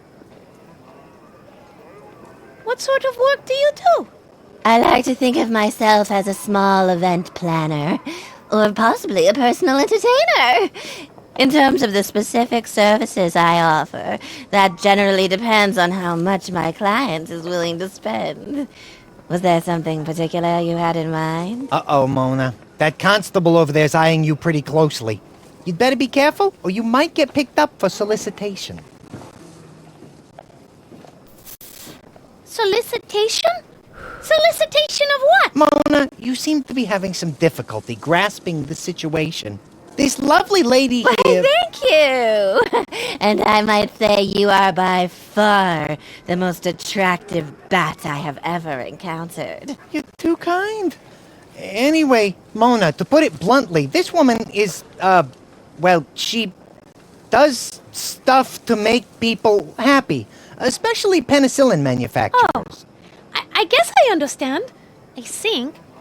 Forgive me, I don't have much experience in these, areas. There's nothing to forgive, darling. You know, you are quite attractive. I'm not sure what you're doing right now, but would you ever consider a career change? We offer flexible hours and an excellent benefits package. We would have to put a little more foundation on those cheeks, though I'm afraid you're looking rather pale.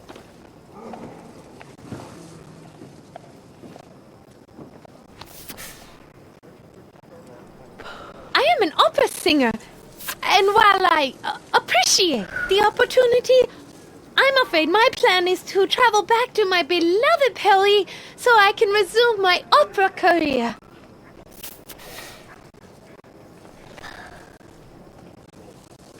What is so illegal about talking to someone? There's nothing wrong with pleasant social intercourse. What are you talking about? I'm not judging you. I'm just saying we should be discreet. Why are you standing out here in the cold? You can thank Constable Bud Crane, the cop standing over there. He's not a big fan of the nail salon services. So I have to stand watch to warn the private party we are having inside, in case Constable Crane decides to have a raid.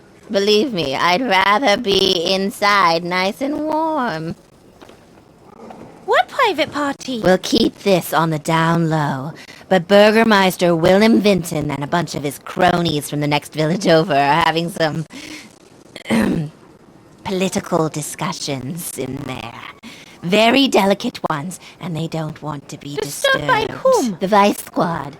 Vlad's Landing Vice, which Constable Blood Crane over there is the head of, doesn't like my business practices and is constantly trying to shut me down.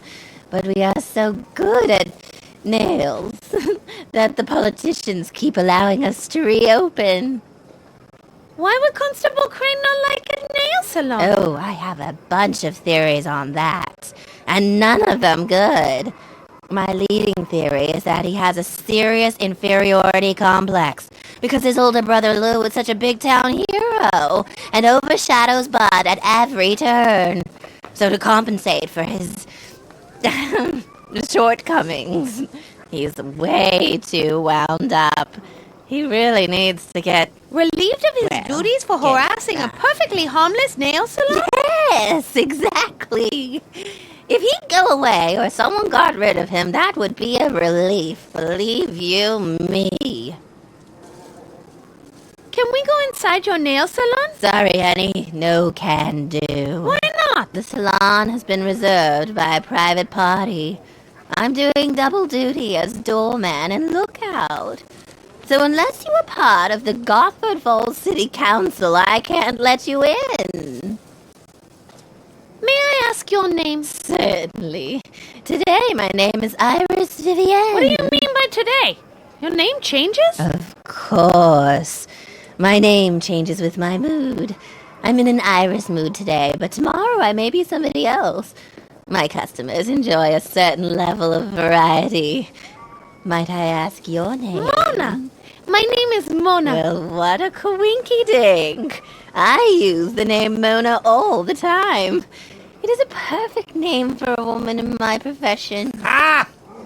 And what is so gosh darn funny? Nothing.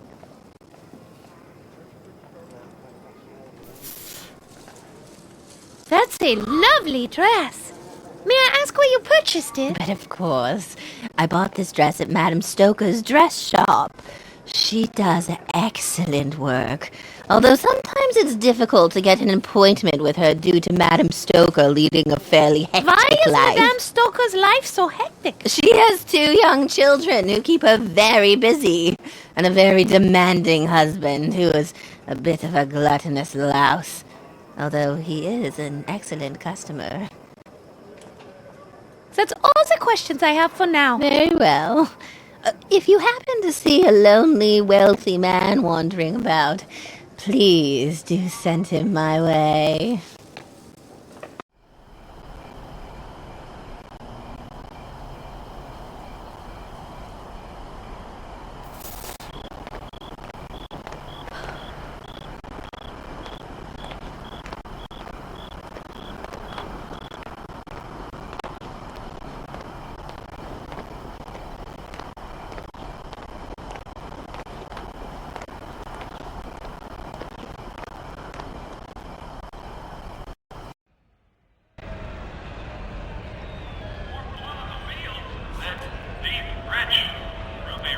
Oh, please let me in. A werewolf ate my ticket. My name is Mona de Lafitte. What's yours? Detective Lou Crane at your service. I'm pleased to make your acquaintance, Miss de Lafitte. How long have you been assigned to this stadium? I've been doing stadium duty for 2 years now, and I love it. In that time, I might add, illegal attendance has been cut by over 92%. Only 92%? You seem to be quite a responsible security guard. How is the other 8% getting past you? I've asked myself that question many times. The only thing I can conclude is that somehow they're sneaking through a side where door. would this side door be located? And how come you haven't locked it? Well, it is locked, but somehow those pesky 8% keep getting in. I'm afraid I cannot disclose its exact location, as that would be a rather serious breach of security. It's the athletes' entrance, and the Gosford United team has made me swear never to reveal its location, especially to anyone from Gosford Falls. How do you like working your stadium assignment? Very much so. I get to see all kinds of games, famous athletes, and the occasional stadium concert. Why, Van Halen themselves played here last month. That Edward Van Halen plays himself on How did you oboe. earn such a cushy assignment? The position actually opened up after the 1893 championships. After the Gosford United lost the game again, the fans rioted and the old constable who had the assignment was trampled to death. So, the position became available. Quite a lucky break, actually. I'm not sure the poor old guy who was trampled to death would agree with you. How can I get a ticket for the game? Sorry, madame. I'm afraid this event is only for constables, their families, and the people the constables sold their tickets to, and the scalpers they sold those tickets to, and the people who bought those scalp tickets. This match between Vlad's Landing All Blacks and Gosford Falls United, a huge long-standing rivalry, has been sold out for weeks. Worked on any interesting cases? Oh, goodness, where do I start? I have a million ones to tell you about, all full of brilliant twists, turns, and wonderful detective work by me. Which case you want to hear? I have all night. You won't be disappointed. Good one, Mona. How about your first case? That ought to be short. The year was 1865, and I had just completed my 4 extra years in Draxylvania Detective School. As usual. Most young rookies do not have the privilege of being asked into detective school. But you see, I was the captain of the Junior Occult Hunters of Draxylvania Society, an organization that I started thanks in part to the money I got from a bounty that practically fell into my lap.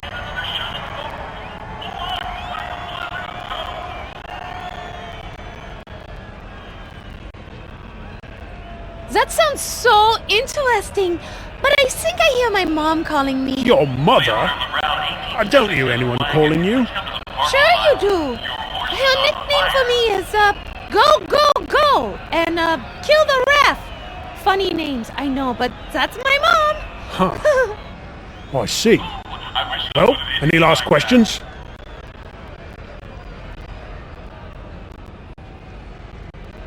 Thank you. I need to go now. Good evening to you, then.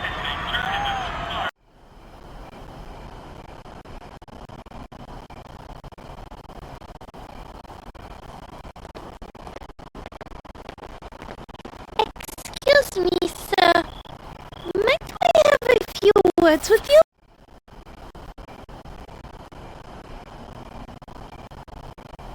Well, that is enough for now. I need to go.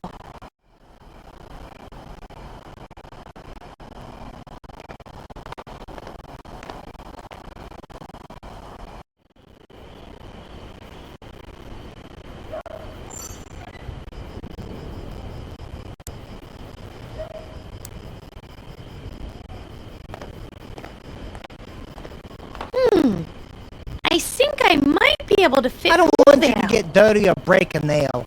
Let me try first. Plus, I'm stronger as a bat than you are. Dang. Sorry, Mona. I couldn't quite squeeze through. Almost, though. Almost.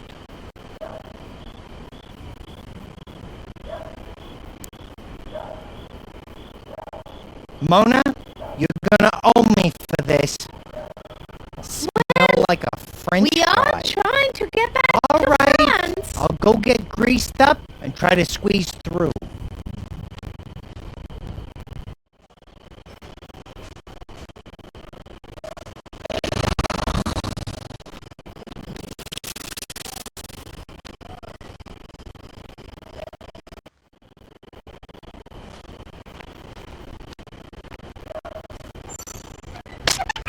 That did it. I made it through. I got a bit of bad news, though. The door is barred and locked from the inside. I won't be able to unlock it. With oil. You're gonna have to squeeze through yourself. Keep right on looking. Now transform yourself into a bat and get that purple booty of yours in here.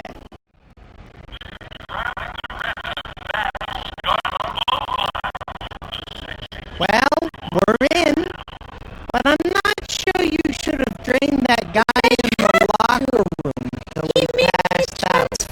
Yeah, but he was all star player. They were favored to win, but now... Oh, who cares about this silly game?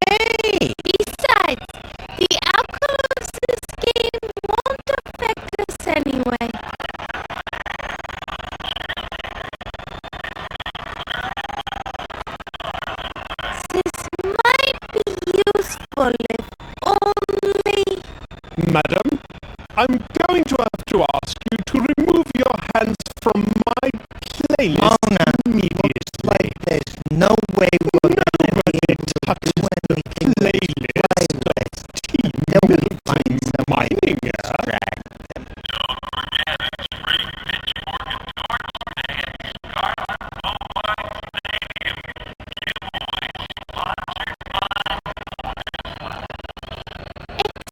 Excuse me, sir. Why, certainly, miss. Team Milton Mininger always has time for a beautiful... Get a load of this guy, will ya? This clown thinks he's a ladies' man. Do you happen to know the song Who Let the Wolves Out?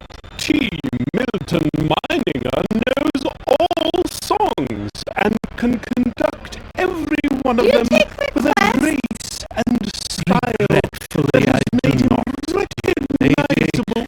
I play only the songs I have chosen in a specially prepared program. After deciding what sort of magic I will work upon the crowd, I create a play order for all of my songs on my play. Wonder if this guy is related to Constable. I never alter the program. They both have great posture, thanks to a large stick that appears to change your program. You are rather beautiful. Perhaps I could play you a song or two back at my apartment after the event is over. Of course, I would need to change into something, shall we say, more comfortable for me. That's about all I need to hear from you. Sing for you.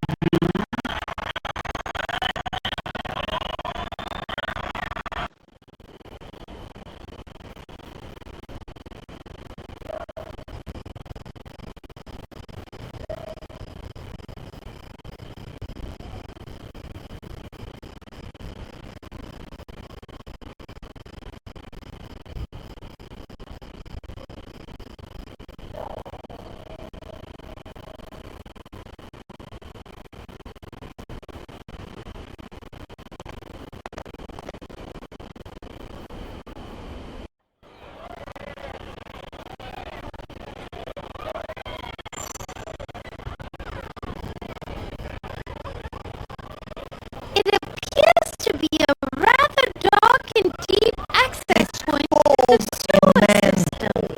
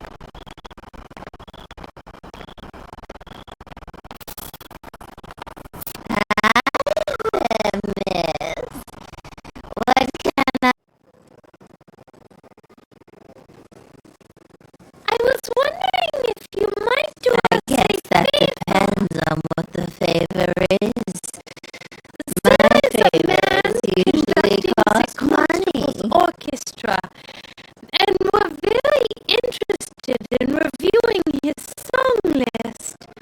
Unfortunately, he won't let us see it. I'm afraid I can't afford to leave the area.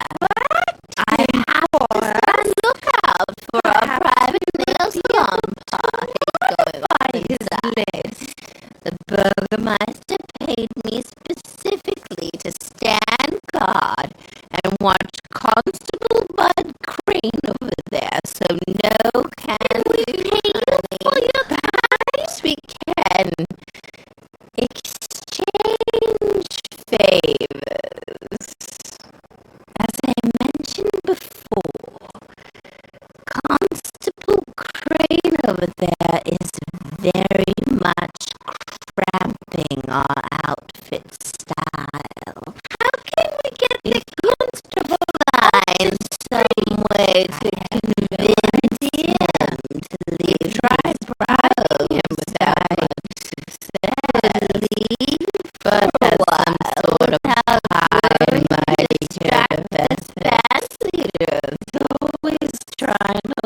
like a hero.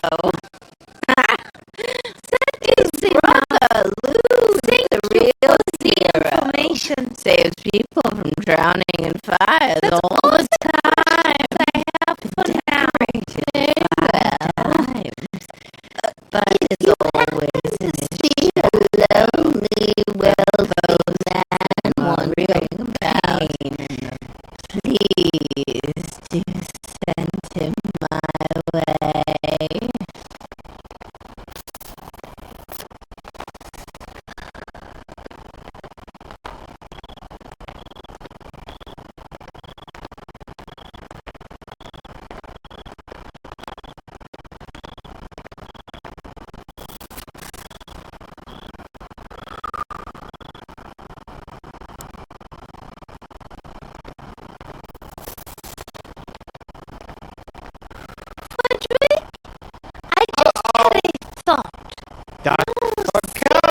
Seriously, remember the little baby dress we saw in the dress shop window? Yes.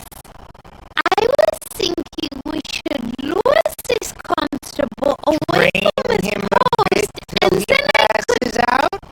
I see where you're going. You hide in the alley back there, put me in the dress, and I lure him in there with some phony catch like you wear a dress for me, Fudley? Boy, you owe me big time. But okay, just this once. Yes, I promise never put on a dress to for do you it again. Ever. I swear on my own grave. Ever again. How good an oath that is, but fine. You go high, and I'll get the dress. Not too high. Then Miss Him cries for help, then you...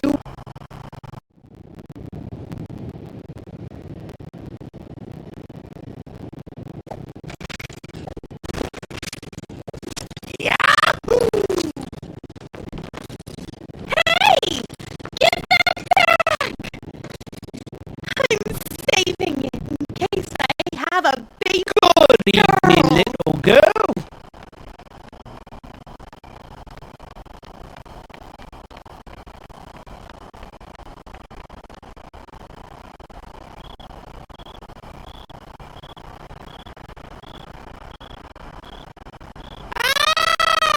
Help me! I've fallen down a well and I can't... I'll save you. Hang on, little girl. I'm coming. Hello down there, Constable Crane. Is everything all right? I could have sworn that I heard something. Oh well, perhaps I should return to my post. Enjoy your party.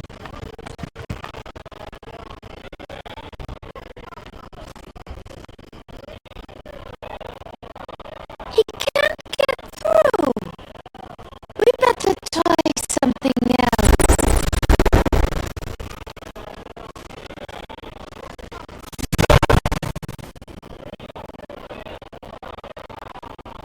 There's something in the way.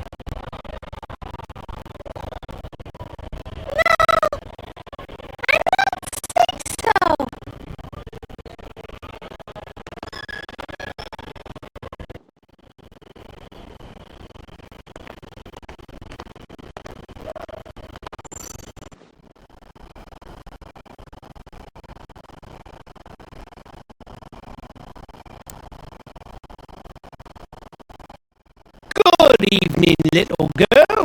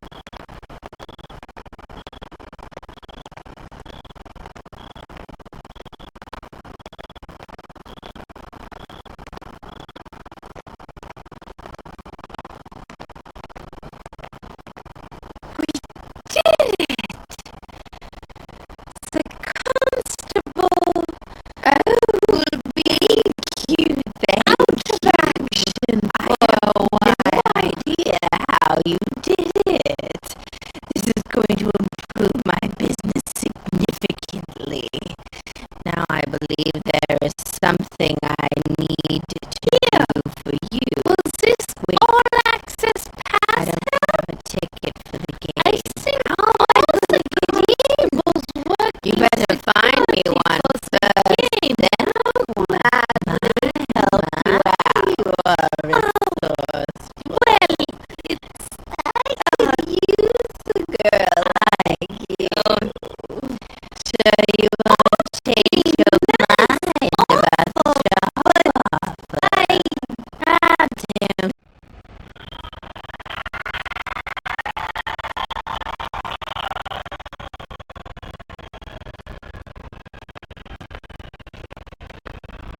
Hello, Mr. Van. Hello,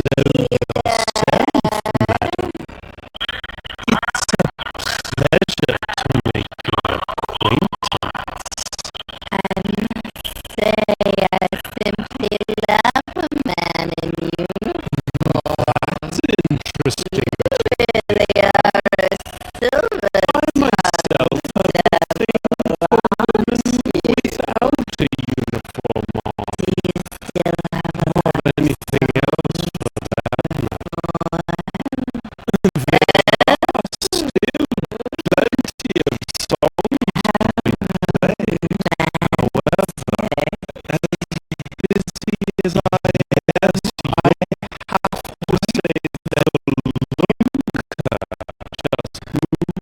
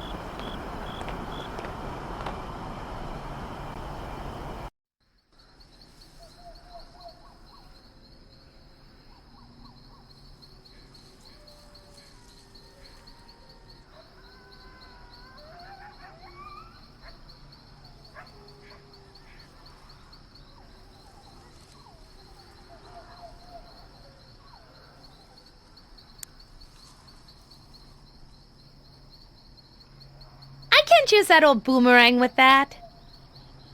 I can't use that old boomerang with that.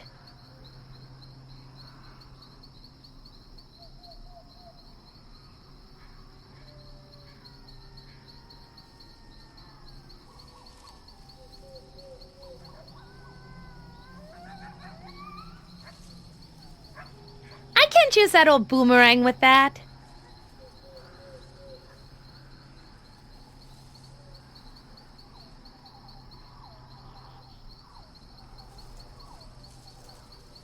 I can't use that old boomerang with that.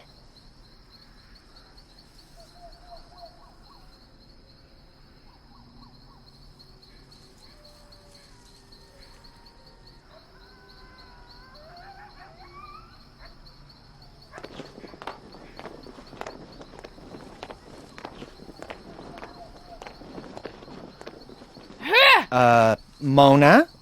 What are you doing? I read somewhere that grunting like an animal improves your accuracy when throwing or playing tennis. I'll take your word for it.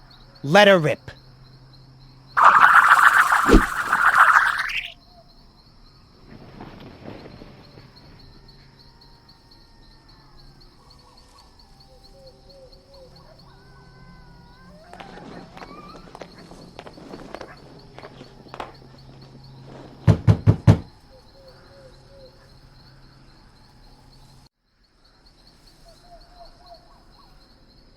Who is it? My name is Mona de Lafitte, and I'm inquiring about the horse that you are selling. I'd love to help you out, but I can't right now. Is there anything I can help you with? Actually, maybe you can. You see, the door's locked, and my son threw the frickin' key out the window. Now no one can get in or out. If you help me get the door open, I'll give you the horse.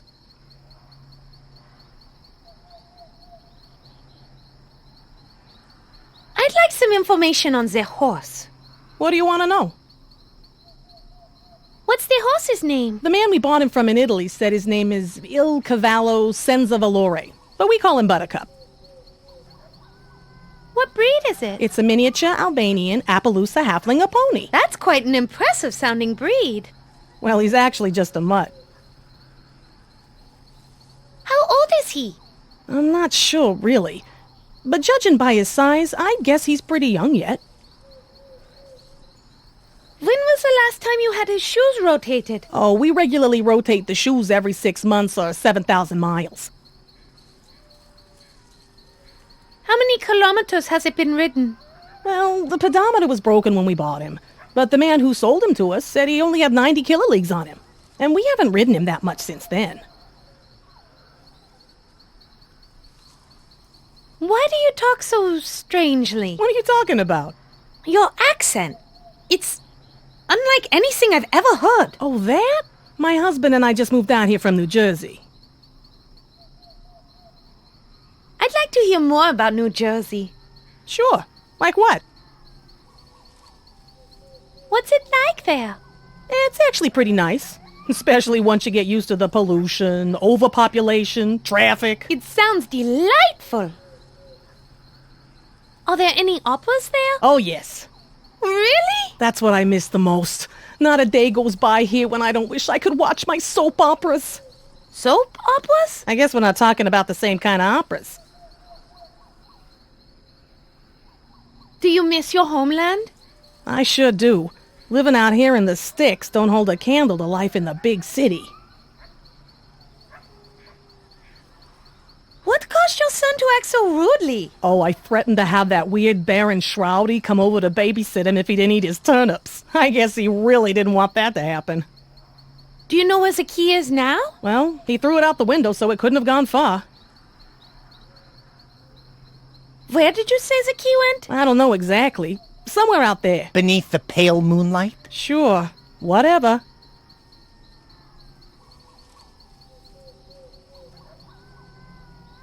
That's enough information for now. Fine by me.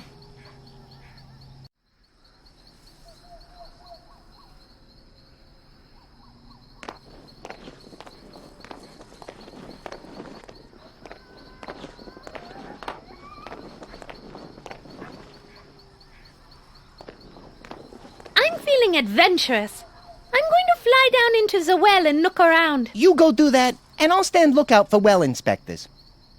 Scared? No, just concerned that exploring a strange place might make me anxious, overly alert, and panicky. But scared? Never.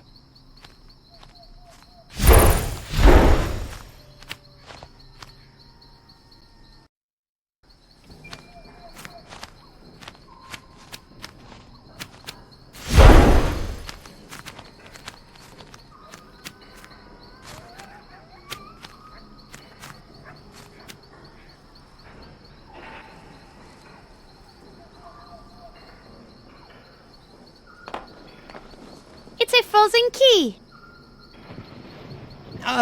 There's a slight problem. It's frozen under the ice. There's no way for us to get it out of there. Unless, of course, you have heat vision. Oh, do I? Is that one of my special vampire powers? That depends. You aren't from Krypton by any chance, are you? No, I'm from Pelly. Heat vision is out, but you do have the power to be incredibly rude to tourists.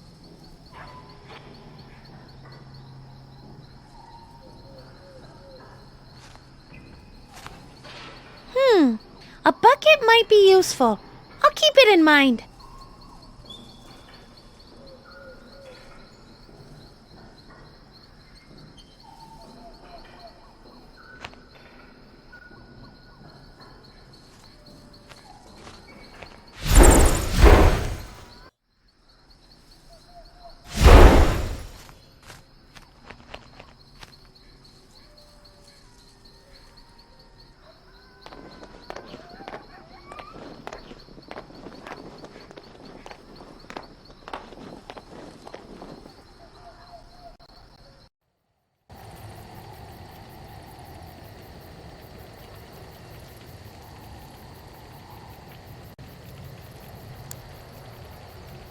Well, all right then.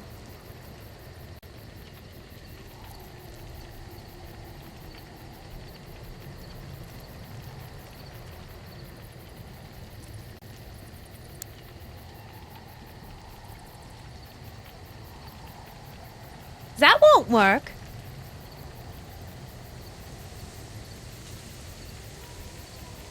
That won't work.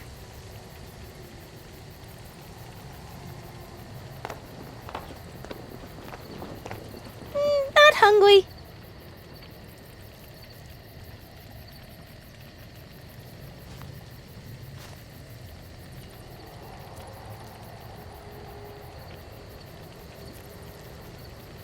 It's a very hot pot of, I assume, stew of some kind? Like my mama always said, as long as you add enough spices, you can't taste the horse meat.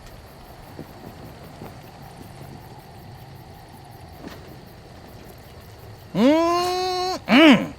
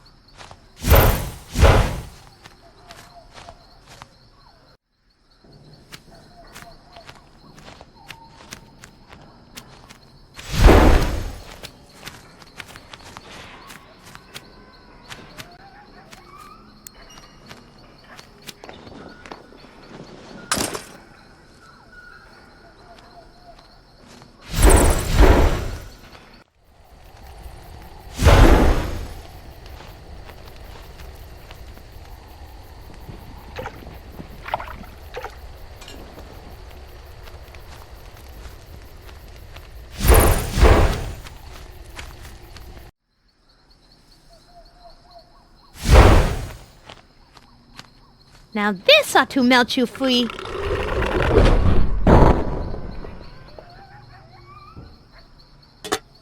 I think it must have... Frozen?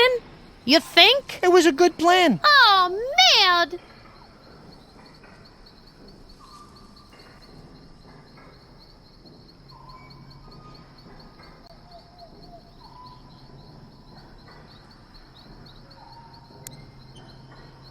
Well, maybe the saddle blanket can keep the stew warm this time.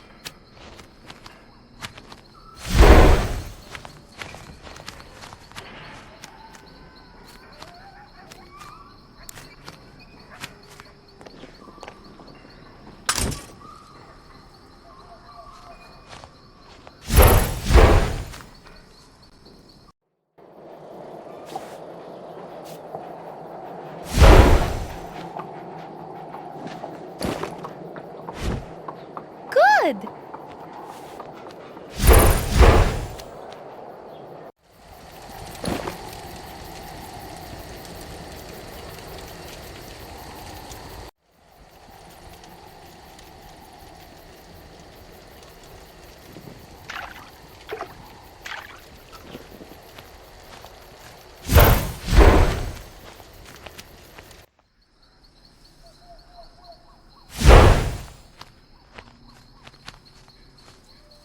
Now this ought to melt you free.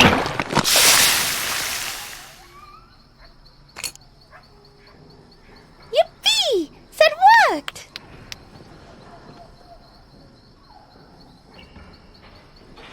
No way! I simply refuse to get my fingers messy. Help me out, Fodrick!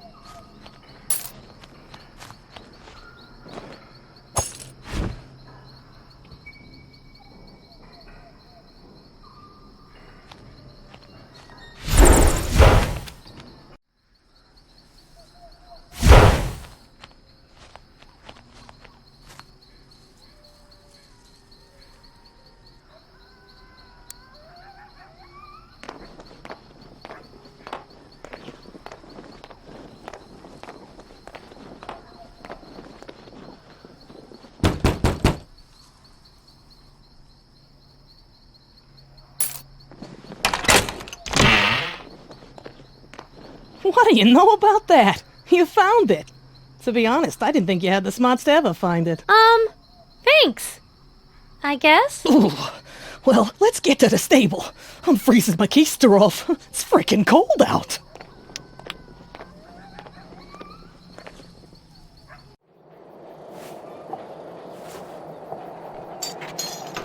There you go, Buttercup. Meet, what was your name again? Mona de Lafitte, of the Parisian de Lafitte's, opera singer and par arts graduate. Yeah, that's great. Anyway, meet Mona. You belong to her now. Quit your kvetching and get out of here before I sell you to the glue factory. Merci.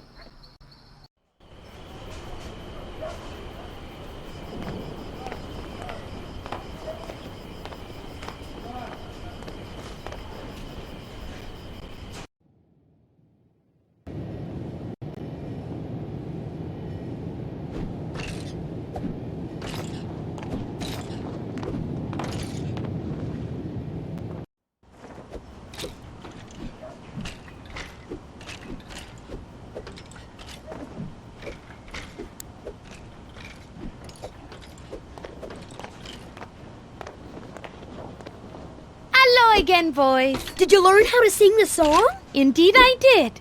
Would you care to hear it? Yes! Very well. Here goes. Who let the wolves out? Woof, woof, woof. Who let the wolves out? Woof, woof, woof. That did it, Mona. It put him to sleep. Who knew that cheesy Oompa anthems made good children's lullabies?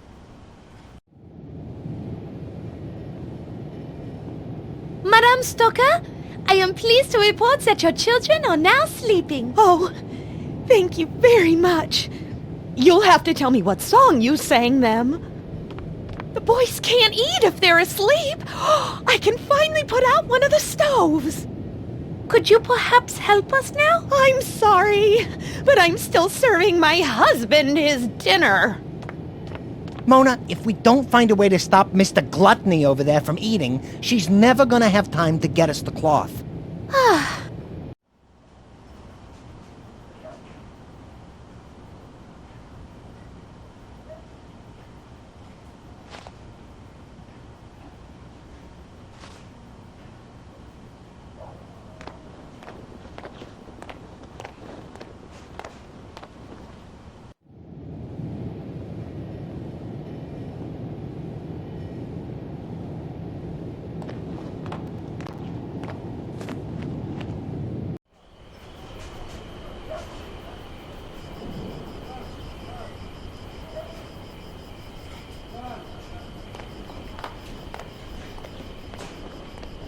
Let's take a look up there, Frederick.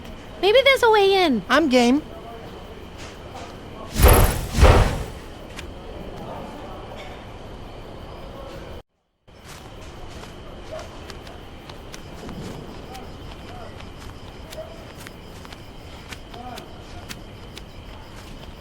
Now that the fire is out, let's see where this goes, Frederick. Sure. I always wanted to visit the exotic and secretive world of the chimney sweep.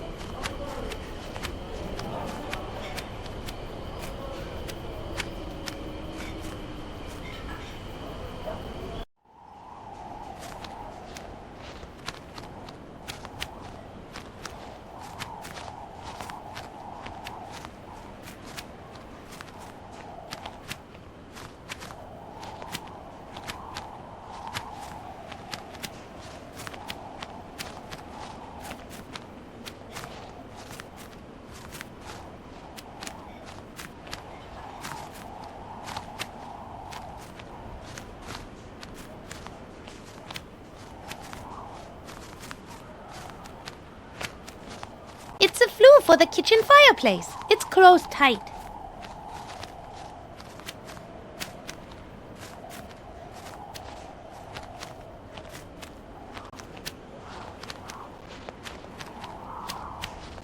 Let's see what this does.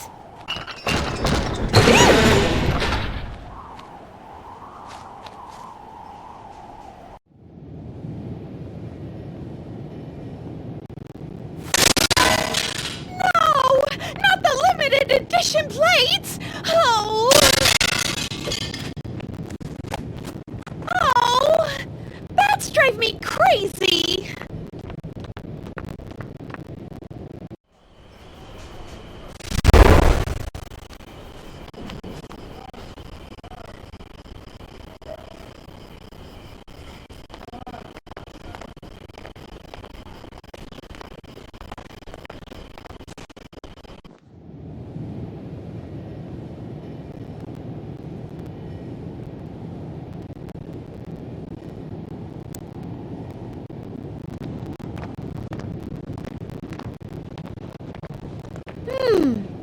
With Mina busy cleaning up there, now would be a good time to make sure she stays in there. Hello? Out there? Something has fallen in front of the door. I seem to be stuck. Bruno! Can you hear me over your chewing? I seem to be stuck in here. Anyone listening? What are I you? am your worst nightmare come true. A woman with power. Not political or social power, but black magic, which has power nonetheless. Please don't! I'll do anything you ask. Just don't stop the whole thing. Be a good husband to your wife and treat her fairly. If I find out that you have said so much as a single insult, I'm going to come get back a job, here for goodness and sake. finish Help you your wife off. and kids out. But my mental anguish.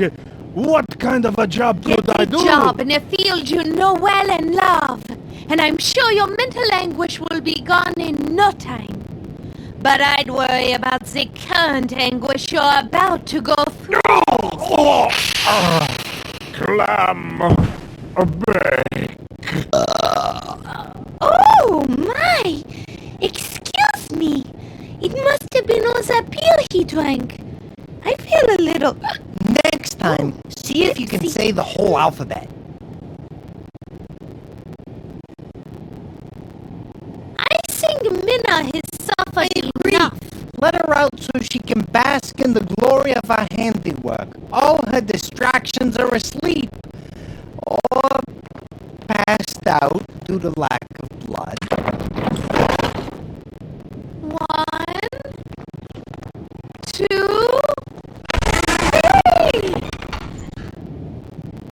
Whoa! Thank you. Something fell in front of... Oh my God! Bruno! Bruno! What? Oh, he's asleep! Thank God! Thank you, oh merciful Lord above! You have blessed me far more than you will ever know! Thank you! Thank you, thank you! I hate to interrupt your prayer of thanks, but I was wondering if you had time to go down to your cellar and find those bolts of anything for you. Anything! Yippee! Anything for you! Let him run down and get it! Happy days are here again! The skies are blue! I have this feeling of warmth and accomplishment inside, and it seems to be making me smile, and I feel inadvertently did a good deed. It happens once in a while, but don't you worry. It'll pass. All you have to do is do something selfish and pop, it goes away. This is too weird. On this. It took me a while. I had to pull down the enormous fort the kids made with my cloth bolts, but I found it. 20 yards of my finest velvety black. Wow! And it's all yours. Thank you so much for all your help you've given me. Well, good luck. We're off.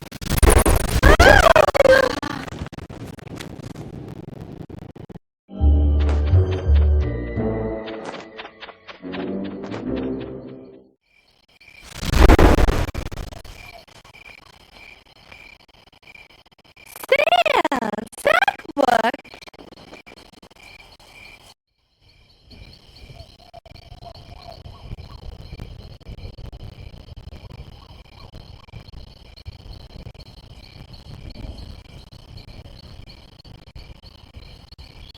It's a water basin. It collects water that drains from the roof. It's currently empty.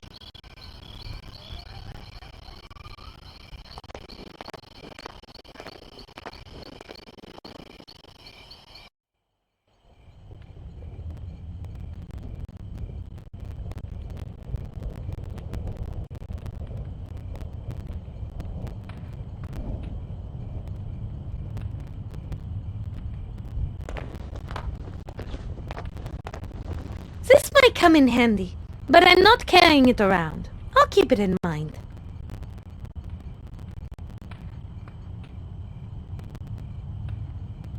I don't need it right now, but I might later.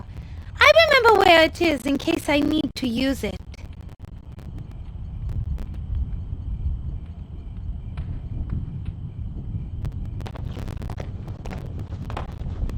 I might need that, but I can't carry it around with me. I'll keep it in mind.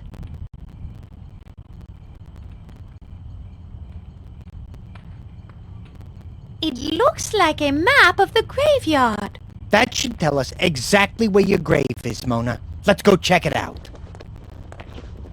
Let's see if I can find my grave. It's probably in the area reserved for famous entertainers and singers. Yeah, right. There sure are a lot of dead people buried around here. Do you see my grave anywhere, Fodrick? Yep, got it. It looks like your grave is in quadrant A113. You were originally buried between the graves of Jay Hoffa and my hopes and dreams for the Now future. that we know where it is, we can go get some of my grave dirt. Hello again, my beautiful dark swan. Shouty, no! Well, look what the cat coughed up. Joke all you want, you insipid little rodent. You're going to need more than a sense of humor to escape my trap. I've just locked the door and taken the key. I'm afraid you are trapped. I'm never going back to that castle, and I'll never love you. Try and get that through your thick head. Wouldn't you agree it's more like a gaseous head? Whatever. I would rather die than spend one more night with you living in that castle. You say you would rather die, hmm? Well, we shall see. I shall give you a couple hours to ponder your fate. I'm sure when I return, you will be much more agreeable with my most generous offer and return with me to the castle. But for now, as punishment for your attitude, I shall leave you here. When I return, I expect to find that you have adopted a more appropriate attitude.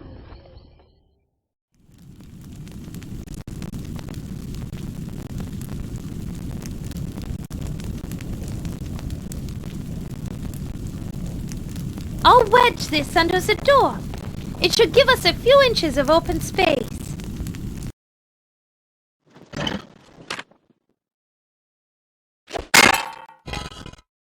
Good!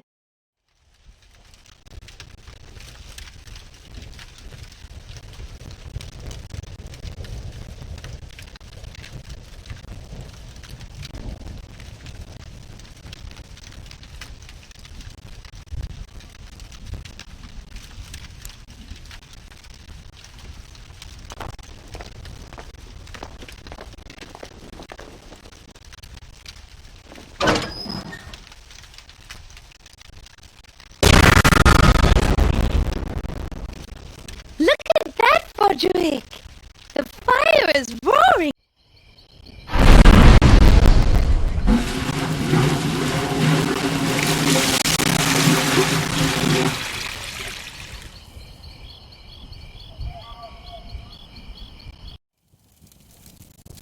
Do it again! Do it again! Sorry, Fodrick, but I'm all out of perfume.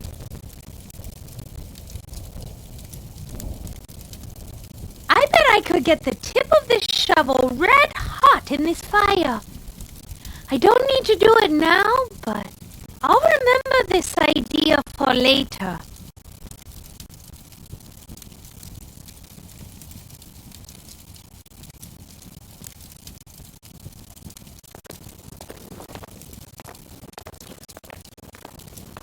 No reason to do that.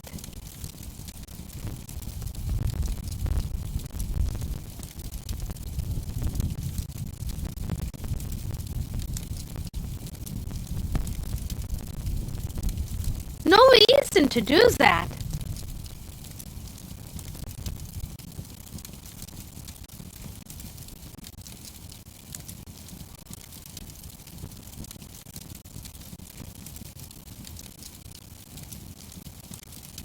Once I tip this over, the ice will at least be at the foot of the door. Timber! Yippee! Said what?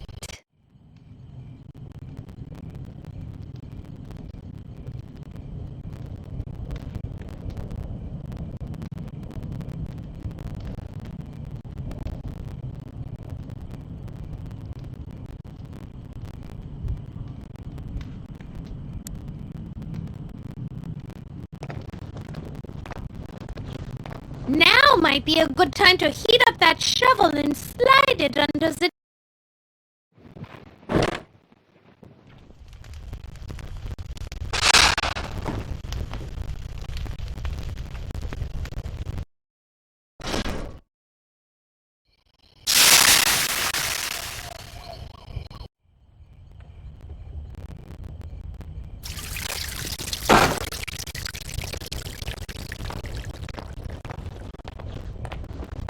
Wow, Mona, that worked pretty good. The hot shovel melted the ice and formed a cool little puddle. And you are so rude as ever. After all.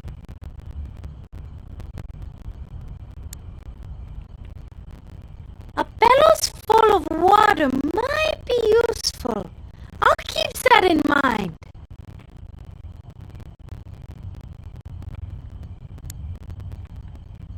I'm going to fill this with water. Bellows, the quicker picker-upper.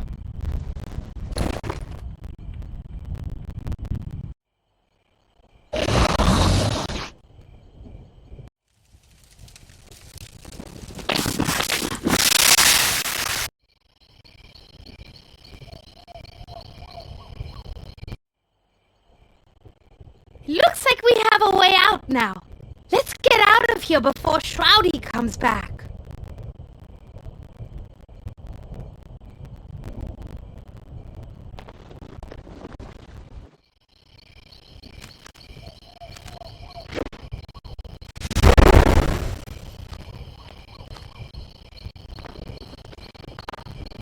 We did it!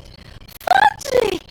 We escaped Shroudy's Positively identified the location of your grave. We don't have Let's a go horse with get us. us some dirt. But since it's such a short distance, I The should be human able to undead pull the strength of cart. yours is coming in pretty handy. It's See, bad Mona, enough. being a trust me. vampire isn't all And bad. since I am a vampire, we'd better go get some of my grave dirt. If I don't have it to Would it line help my coffin, motivate you I may if not I yelled survive mush the night. when you Would start you still pulling be the able cart? to fly if I pulled your The answer wings to off? both of those questions is no. Anyway, let's grab a couple of those boxes and head over to... Mona, didn't I say we had some digging to do? I'd love to help. Really. But you are doing such a good job, I'd only get in your way. I'm not sure how much dirt we need, but I already have one full box loaded in the wagon. That should be... No, you'll never escape me. What was that? I got a bad feeling about this. Shroudy! I have your precious black cloth, and I know for a fact that there is none left in all of Vlad's Landing. Without being able to cover the gravestone, you'll never be able to pull the wagon out of here. I hate to admit it, Mona, but he's right. Hey, Apparition Boy, I thought you loved her. If she can't get her grave dirt back to her coffin by the time the sun rises, she'll die. If I can't have her, then nobody shall. I would rather be dead forever than spend one additional second of my life anywhere near you. So long, my love. I will see you in the afterlife. Mona, we got a little bit of a predicament here. I'm not strong enough to pull the wagon, and you can't do it if the gravestones are exposed.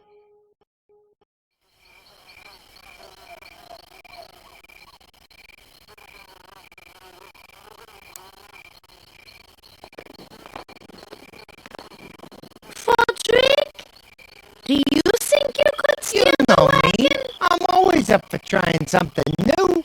Just let me know when you're ready for me to steer it.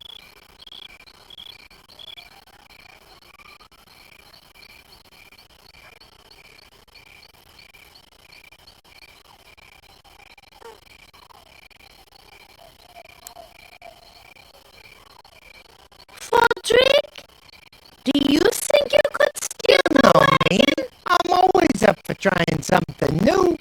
Just let me know when you're ready for me to steer it.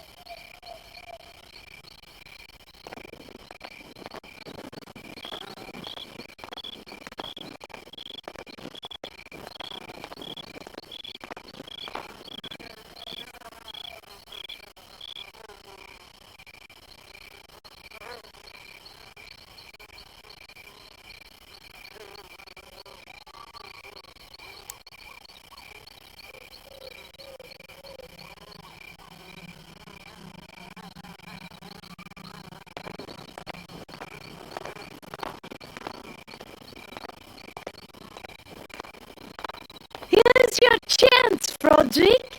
Go No, laugh in his thank you. face. I think I've done that a few too many times tonight already. No need to push my luck. Besides, I can always laugh in your face. That's close enough.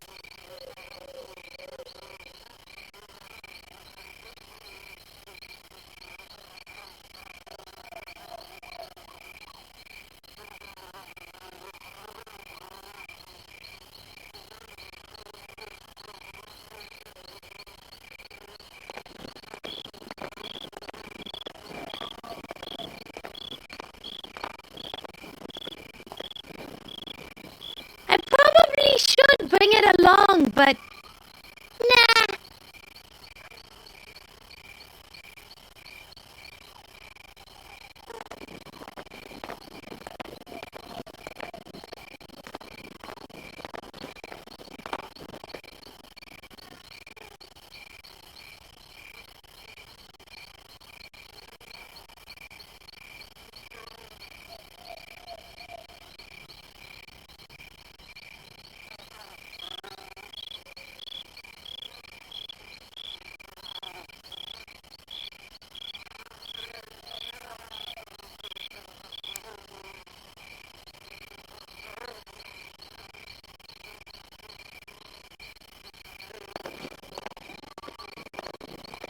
Fodrick, do you think you could steer the wagon? Me? I'm always up for trying something new.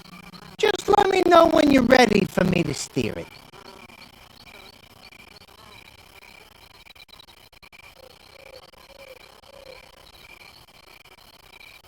I have it, Fodrick. You said you could steer it, right? I think I can handle this old jalopy. Great. You steer and I'll push. Since we are high up on this hill, you should be able to gain enough speed to drive the wagon out of the graveyard, down the road, and right up to Madame Strigoi. Says opera stars And then I'll just fly out far away from the I've got nothing on you. I was born ready. Okay. Although, Are you ready? truth be told, I am feeling sure you do fine. apprehensive about Just this. do me a favor nice and to be know you careful with those boxes of grave dirt. For a second there, I thought you were concerned about my well-being. Don't be such a wuss. If things get hairy, just fly away. Of course, if you do that, you will be sentencing me to death. So, no pressure. Ready? Go for it.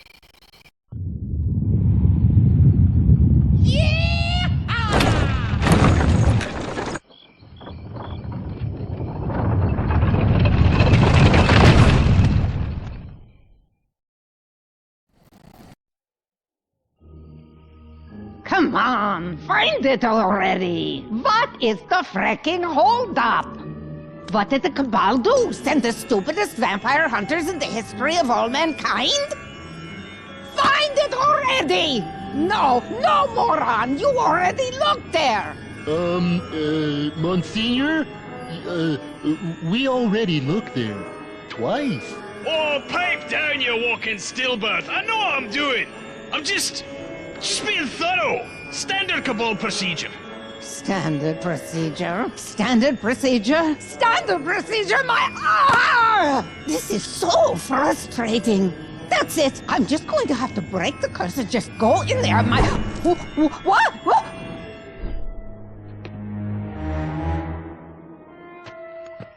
What manner of being dares to challenge Madame Strigoi?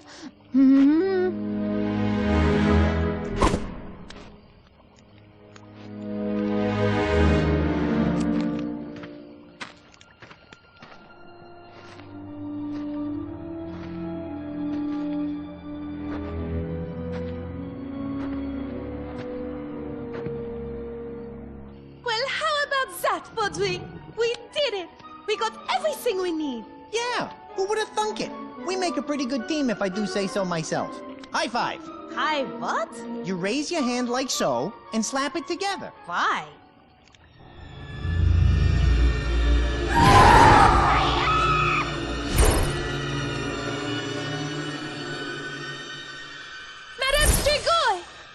scream. Oh, there you are. No, I'm fine. I just like to scream randomly once in a while. Lets me know I'm still alive. Okay. I don't know. Oh, Peach Posh. Anyway, we did it. We have all the things we need for this ship. I wanted to thank you for all your help and... No need. But I want to. No, I mean, no need for all that now. Dr. Rigor Mortis, a brilliant doctor, an old friend, sent me a message saying he can cure you of your vampirism. But he must do it tonight, when all the stars are aligned. Stars all aligned? What does that have to do with anything? Really? Where? How is that? Now, go now before it is too late. He said come to his lab in the windmill just past the dam. Follow this road down to the gorge by the end of the lake. Trust me, you can't miss it. Well, okay. If he is your friend. Yes, longtime friends, old poker buddies. Now go! No more talk! Quickly! Bye-bye. Au revoir. Goodbye. Au revoir.